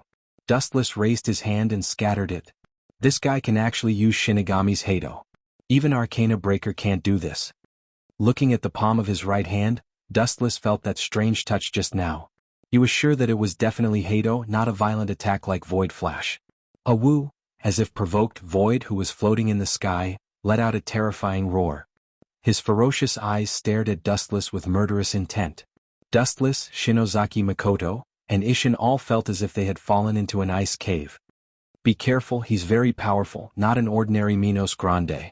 Seeing that Dustless was indifferent, neither attacking nor defending, Shinozaki Makoto solemnly reminded. Powerful? Maybe. Looking back leisurely, Dustless stared at Shinozaki Makoto's bloody shoulder. His eyes flashed with ridicule as he turned his head and shouted, "Come at me, beast." Hearing this, Shinozaki Makoto's expression changed greatly. She was so depressed that she almost vomited blood. Her words were to tell Dustless not to provoke Void and not to call him a beast. You actually dared to provoke him on purpose. He's a conscious Minos Grande, not an ordinary one. Shinozaki Makoto said cautiously. She was sweating profusely and was very nervous. What are you afraid of? Looking at Shinozaki Makoto's eyes, Dustless said faintly, Do you think you can live if you don't provoke him? You're too naive, woman. You don't understand Void. It's impossible to be set free. This guy was sent to kill people. It's the same whether I provoke him or not. No matter what happens in the end, it's a dead end. Dustless said bluntly. Shinozaki Makoto was confused and didn't understand what he meant. He's coming. Seeing that White Void had disappeared, Isshin looked around and said in a deep voice, This guy is very unusual. He is very strong and his Ryatsu is also very strong. Especially his speed. Bang bang bang. Ishin Shiba's voice hasn't fallen yet. He saw Wu Qin casually kick out, and a body suddenly flew out. Ka. White void was sent flying by Dustless's kick. The powerful force caused him to smash through several buildings, and he fell into the ruins in a sorry state. It was unknown whether he was dead or alive. How is that possible? So fast. Shinozaki Makoto exclaimed in shock. She didn't even see the entire process clearly. She only saw Wu Qin casually kick White Void, causing him to suffer a heavy blow. His body was sent flying 100 meters away. They even took away a few buildings. Death God, let go of Zhenho or I'll kill your companion as well. A cold warning sounded out from the left as a silhouette walked out from the darkness. That person wore spectacles with killing intent in his eyes as he looked at the injured Kurosaki with a sinister expression. Ishida Ryuzo? Ripples appeared in Dustless's calm eyes as he recognized the person in an instant. He was Ishida Yulong's father. All right. No wonder you came out to look for Kurosaki Makoto. She is now the daughter-in-law of the Ishida family. Dustless's eyes gradually regained their clarity. He glanced at Ishida Ryuzo and ignored him. He had nothing good to say to this cold guy. This guy, how dare he ignore me, damn it. Ishida Ryushin's face was filled with murderous intent. He flicked his wrist and formed a shining longbow. The arrow that was surrounded by cold air was aimed at Wu Qin. Xiaolong, you misunderstood. Without his help, I would have been dead. Kurosaki Makoto explained to Ishida Ryuzo. At the same time, she lifted her finger and pointed at the ruins in front of them. She said in a serious tone, I sensed an unusual greater void and rushed over. But I didn't expect to be ambushed by him. Kurosaki Makoto smiled bitterly. Her tone was filled with unwillingness. If it wasn't for him, I would have stepped into heaven. Ishida Ryuzo did not listen to her. He continued to aim at Dustless and said, the Grim Reapers are all cunning. Don't be fooled by them. Also, after sorting out his thoughts, Ishida Ryuzo continued, the Grim Reapers are all? You have been talking for a long time. I have always wanted to ask you a question. Without waiting for Ishida Ryuzo to finish his sentence, Dustless cut him off and said coldly, your existence is unnecessary. There is no stage for you here. Leave now. I don't want to see your face. Dustless glanced at Ishida Ryuzo and said calmly, don't force my hand. Swoosh swoosh swoosh. A sharp sound pierced through the air. Ishida Ryuzo raised his head and shot out all the photon arrows in his hand. The number of photon arrows was dense and vicious. In an instant, Dustless was destroyed. Hundreds of holes appeared on his body. It was a tragic sight. Your strength is average, but your mouth is quite good at bragging. Seeing this, Ishida Ryuzo snorted in disdain. He then took a step forward. However, before his foot could touch the ground, a bolt of lightning descended from the sky and suppressed Ishida Ryuzo. Boom boom boom. The ground shook and a circular crater appeared. Flashes of light gathered and condensed into Dustless's body. His indifferent eyes looked down at Ishida Ryuzo. Dustless's right foot stepped on his face mercilessly. I said before that I don't like to see your face. Since you don't know what's good for you, I can only melt this disgusting face. As soon as his voice fell, a large golden light swept out from Dustless's feet. The temperature was so high that even steel could be easily melted.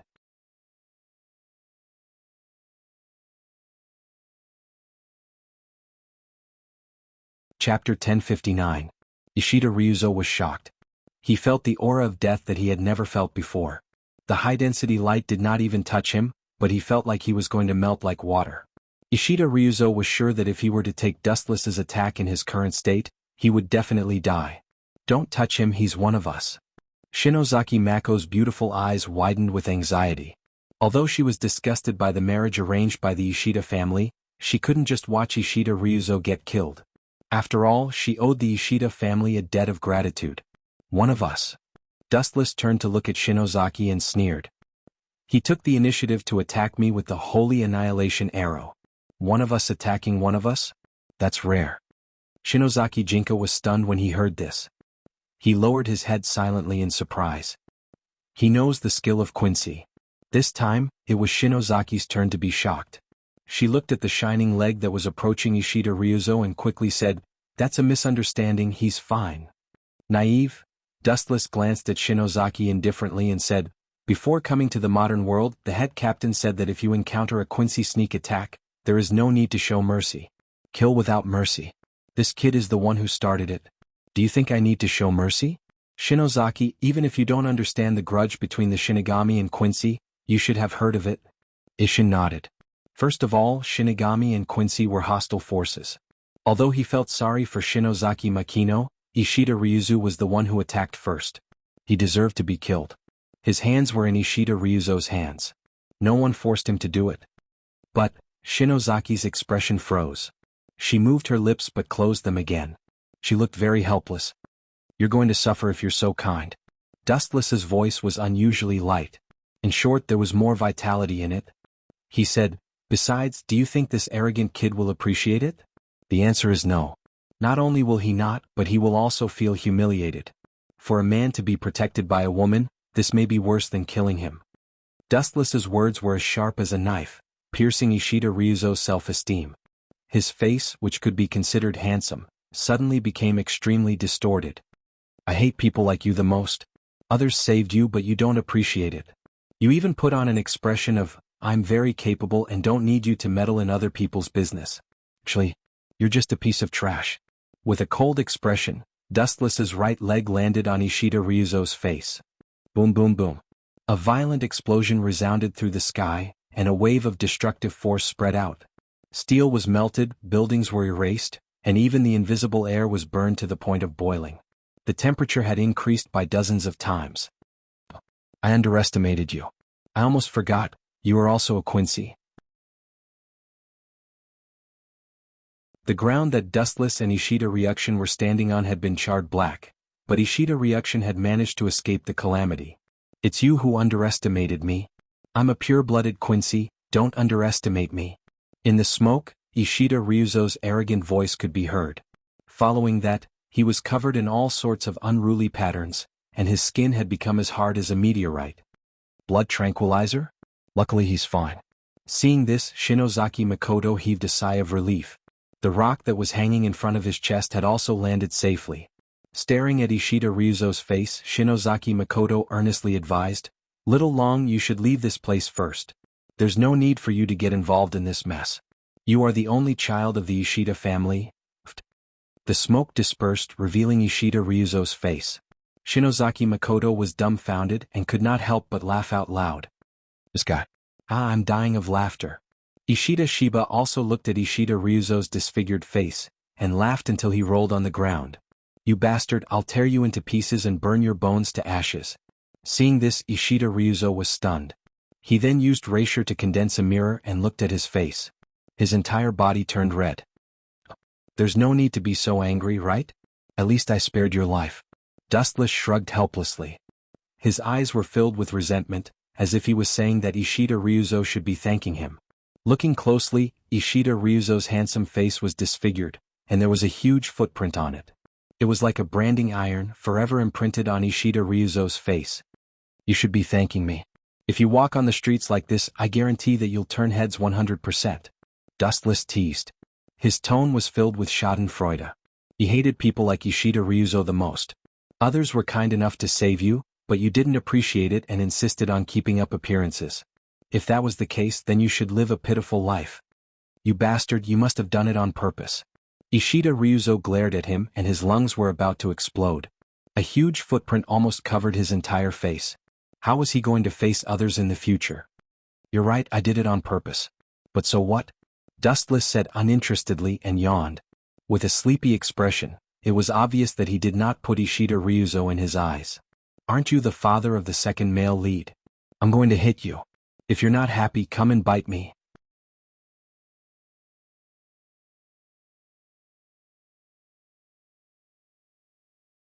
Chapter 1060. Ishida Ryukshin's entire body trembled and his face turned ashen. Killing someone was just a matter of nodding his head to the ground. What Wu Qin did was far worse than cutting him into 1,000 pieces. As a pure-blooded Quincy, Ishida Ryukshin thought highly of himself. Of course, it was undeniable that he had the capital to be superior. In this world, Quincy were very rare and pure-blooded ones were even rarer. However, it was okay to be arrogant, but it depended on who the opponent was. To have a disdainful attitude towards someone who was stronger than you was courting death. If I just kill you, it would be too easy for you. I think it's more interesting to let you live in humiliation. Dustless ignored Ishida Reaction's eyes that wanted to peel his skin and break his bones. Boom boom boom. A violent hurricane swept from the distance and the earth shook. Everyone felt like there was a mountain on their back and they couldn't move an inch. Not only did he not die, he became stronger. What kind of monster did Sosuke Aizen create? Frowning, Dustless felt the surging waves of Ryatsu. He was very surprised, and he had a clearer understanding of Empyrean's strength. Then the sky turned dark red. A huge flash of light condensed above Empyrean's head, distorting space and time, like a whirlpool in the deep sea, swallowing the entire sky, and a red halo covered the sky. Gulp. Under this apocalyptic flash, everyone's expression changed greatly. Only Dustless could remain calm. Ishida Ishin and Ishida Reaction were seriously injured. They were already lucky that they didn't die from Dustless's sneak attack, and then they fought with Empyrean, and they were almost exhausted. As for Ishida Reaction, his handsome face was kicked by Dustless, and a domineering footprint was left on his face. I must take revenge. Ishida Reaction touched his face and said while gritting his teeth. Ao. At this time, a strange roar shook the sky, and it was even more terrifying than Empyrean. What are you doing? What are you doing? Get out of the way. Don't come near me. Suddenly a panicked cry came. Dustless froze and subconsciously looked at Ishin. Shiba Ishin's mouth emitted a milky white spiritual pressure that covered his face like a mask. His spiritual pressure became different as he roared, which was similar to Subai's. This is voidification. This kid has been corroded by the power of the great illusionary realm. A glint of surprise flashed across Dustless's eyes as he exclaimed in shock. Only then did he remember that in the previous battle, Ishin Shiba was injured by Void, and 80% of Void's power had invaded his body. Damn it, how am I supposed to explain this to the head captain? Dustless had a headache. Before coming here, Old Man Yamamoto had told the two of them to take care of each other. Now that Ishin Shiba was inexplicably eroded by the power of the greater void, it was inevitable that he would be scolded. Get out of my way. Shinozaki Makino screamed in fear. Shiba Ishin was approaching her with saliva dripping from the corner of his mouth. You bastard, get away from Janine. Flying scythe kick. Ishida Reaction roared and channeled all the spiritual particles in his body towards Shiba Ishin. Shiba Ishin, who was completely consumed by the great illusionary realm, had an arrogant smile on his face as he opened his mouth and shot out a fiery red light. Boom boom boom. The destructive light easily blew away Ishida Reaction like a kite with a broken string. Bang bang bang. A few hundred meters away, Ishida Reaction was lying on the ground with his body charred. He was gasping for breath and his heartbeat and breathing were very weak. It looked like he was about to stop. Monsters are gathering. Seeing this, Dustless sighed. Then he turned into a photon and rushed towards Ishin at the speed of light. Get out of my way. Shinozaki Makino looked at Ishin in fear. Her soul was trembling as she was forced to a corner. Ishin was also approaching her with his teeth bared. Ishin was covered in milky white spiritual pressure. Under Shinozaki Makino's desperate gaze, he raised his sharp nails and stabbed towards her. If you're dematerialized, even if you're my colleague, I can't let you go. I'm sorry, Captain Ishin. Shinozaki Makino's hopeless eyes were filled with hope. Dustless stood in front of her with a sinister smile, and a thick beam of light condensed on his fingers. Laser. The flash of light poured out and hit Ishin Shiba without any accident. Boom boom boom. The moment the light touched Ishin, it exploded. The scorching heat engulfed him, and the milky white spiritual pressure on his skin was melted. God is kind to me. Why should I save you? I can use this opportunity to kill you. You bastard, you're a traitor. You flirted with Urahara Kisuk and Sifin Quartz Yi. This is retribution. Dustless laughed.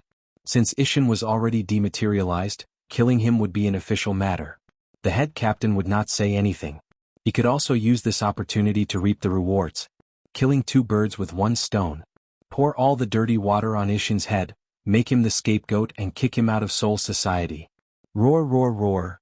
As if they had a tacit understanding, White Void also suddenly attacked from the side, opening his bloody mouth to bite at Yishiwan. The winner of this game has been decided. There's no need for you to exist. He turned his head and glanced at White Void. Suddenly the space around him flashed with black light. It was tens of thousands of times sharper than a blade. Without exception, all of them were pointed at White Void. Dustless spat out a cold breath and ended White Void's life instantly. 90 Black Coffin of Hado. Pucci. Pucci. Pucci. Countless rays of black light swarmed over, instantly crushing the body of ethereal white.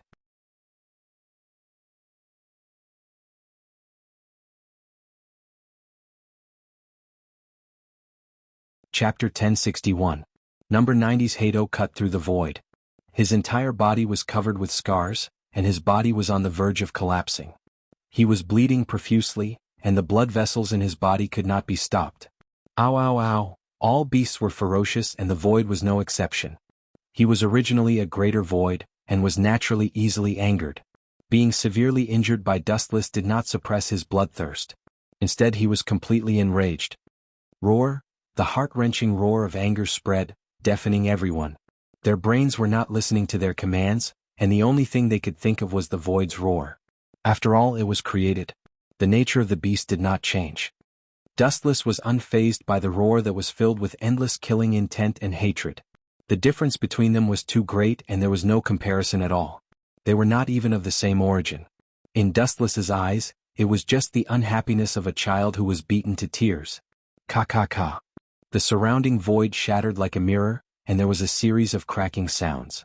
The sky was swallowed by the red demonic light, and the places that were affected by the light were filled with dead silence.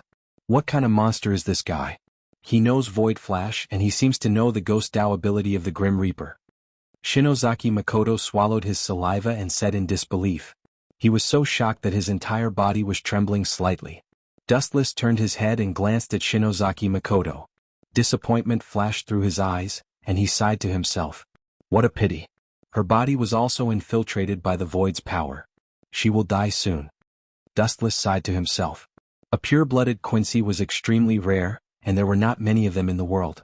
Most of them were Habaku's lackeys. You are also a tragedy.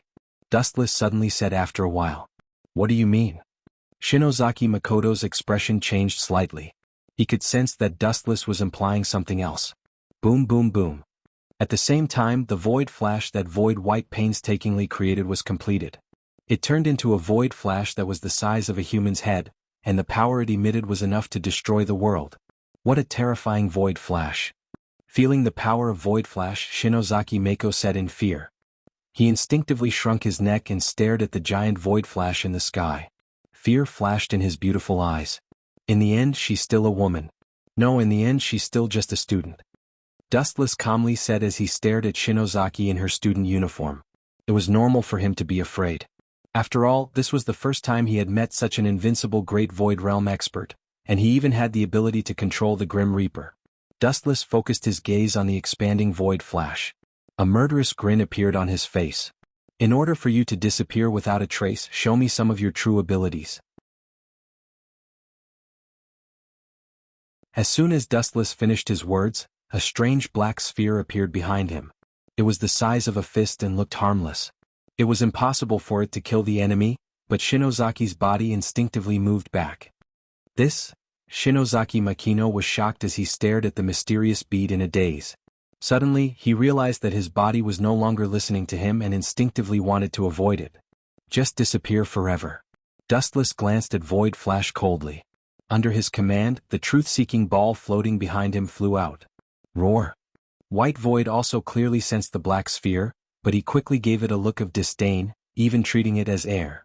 He did not feel any spiritual pressure fluctuations. It did not seem to have any destructive power, so he continued to focus on transferring spiritual pressure to Void Flash. Is it really going to work? Shinozaki Makino's face was filled with doubt. Under Void Flash's indifferent gaze, the truth-seeking ball came into contact with his body. Crack crack crack crack. Void Flash was as hard as a meteorite. Even number 90 Dao Breaker, Black Coffin, could not shatter it. His entire body started to collapse. The process was extremely strange. There were no wounds on his body, but he just disappeared mysteriously. His legs, abdomen, arms, head, all of them collapsed one by one. Roar? Void Flash roared unwillingly. His mouth full of sharp teeth spat out cold air as he stared at Dustless.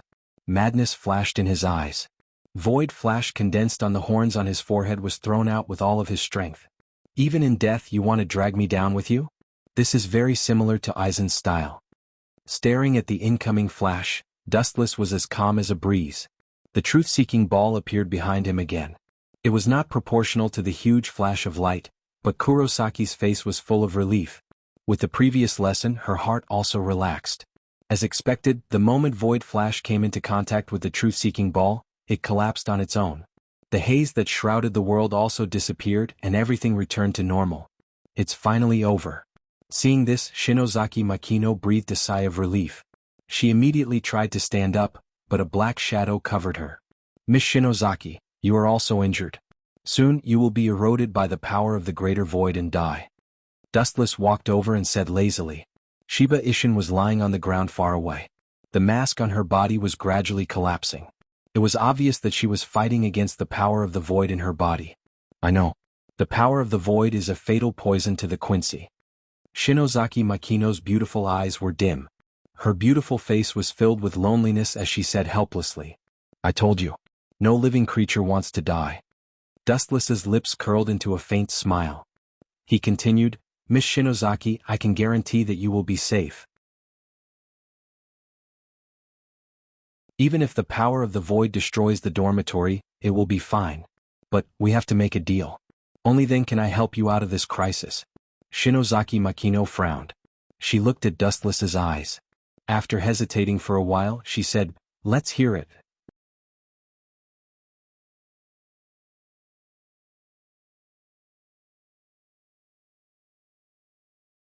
Chapter 1062. Shinozaki was curious about Dustless's true thoughts. She couldn't understand how a dying person like her could be of any use to Dustless. She might not even be of any use to him. Dustless closed his eyes and seemed to be thinking about something. His brows were tightly knitted. Am I of any value to you? Shinozaki asked curiously as she stared at Dustless's thoughtful face. She was just a dying person. She didn't think that she was of any value to be used or valued. Of course. Dustless grinned and revealed a mysterious smile. Even the most insignificant chess piece can explode with the most destructive power if used properly. Not to mention you're very important. Shinozaki's face was blank. She didn't think that she was of much use. She was just a dying person. Do you know who your ancestor is? Dustless suddenly changed the topic and asked. Ancestor? Shinozaki made a distressed expression and bitterly smiled. I really don't know who the ancestor of the Shinozaki family is. Dustless shook his head and said directly, I'm talking about Yawatch. Shinozaki thought for a long time before answering. Yawatch? I think there was such a person. I heard that he was the ancestor of all Quincy, but I heard that he died many years ago. It's good that you know Yawatch. Dustless wiped the sweat off his temples. He was afraid that Shinozaki was an ignorant person and had to start from the beginning. And then? Don't tell me that Yawatch came back from the dead. Shinozaki blinked her gem-like eyes and said playfully. Why do you think he's dead? Dustless glanced at Yawatch with a deep gaze and asked instead of answering. You have to understand that Yawatch is the god of all Quincy. Even if he's immortal, god? He's not worthy. He's just a butcher. Dustless was planning to brag about Yuhabak and then scold him. Who would have thought that Shinozaki Manori would rudely interrupt him? Could it be, thinking of a possibility, Dustless asked tentatively, was your ancestor killed by Yawatch? Although it was just Dustless's guess, it was highly likely because the hometowns of Busby and Jugram were both conquered by Yawatch and eliminated by Yawatch. And such examples could be found everywhere. Well, I'm not too sure about the specifics. All I know is that Yawatch isn't a good person. The elders in my family once said that Quincy's decline was caused by Yawatch. It was all to satisfy his selfish desires, Shinozaki Makoto explained. His tone was filled with hatred. Idiot, that's because you Abyss Annihilation was too stupid. You drank Yawatch's blood and deserve to be killed. You will all become nourishment for the saints, in the future. Dustless complained in his mind. Those who wanted to quickly increase their strength would accept the gift of Yawatch, which was his own blood. Therefore, during the parting, it would be the nourishment for Yawatch to become stronger. In addition, the souls of those with impure blood would also belong to Yawatch after death. We've been talking for a long time. What do you want from me? Shinozaki Makoto reminded Dustless when he saw that Dustless was getting further and further away from the topic. Seeing that Shinozaki Makoto was angered by Yawatch, Dustless said, I'm sorry to tell you that Yawatch is not dead. It's just sealed. Other than that, the impure blood of Quincy is the nourishment for Yawatch's resurrection. You weren't one of them in the past. Now, your blood has been integrated with the power of the void, and your blood is no longer pure. This means that you are also one of the nourishments for Yawachi's resurrection. The biggest reason why Shinozaki Makoto would fall in the future was because of Yawach. Impossible. How do you know all this? Shinozaki Makoto denied it immediately. Besides, I've never drunk Yawachi's blood. How can I be its nourishment?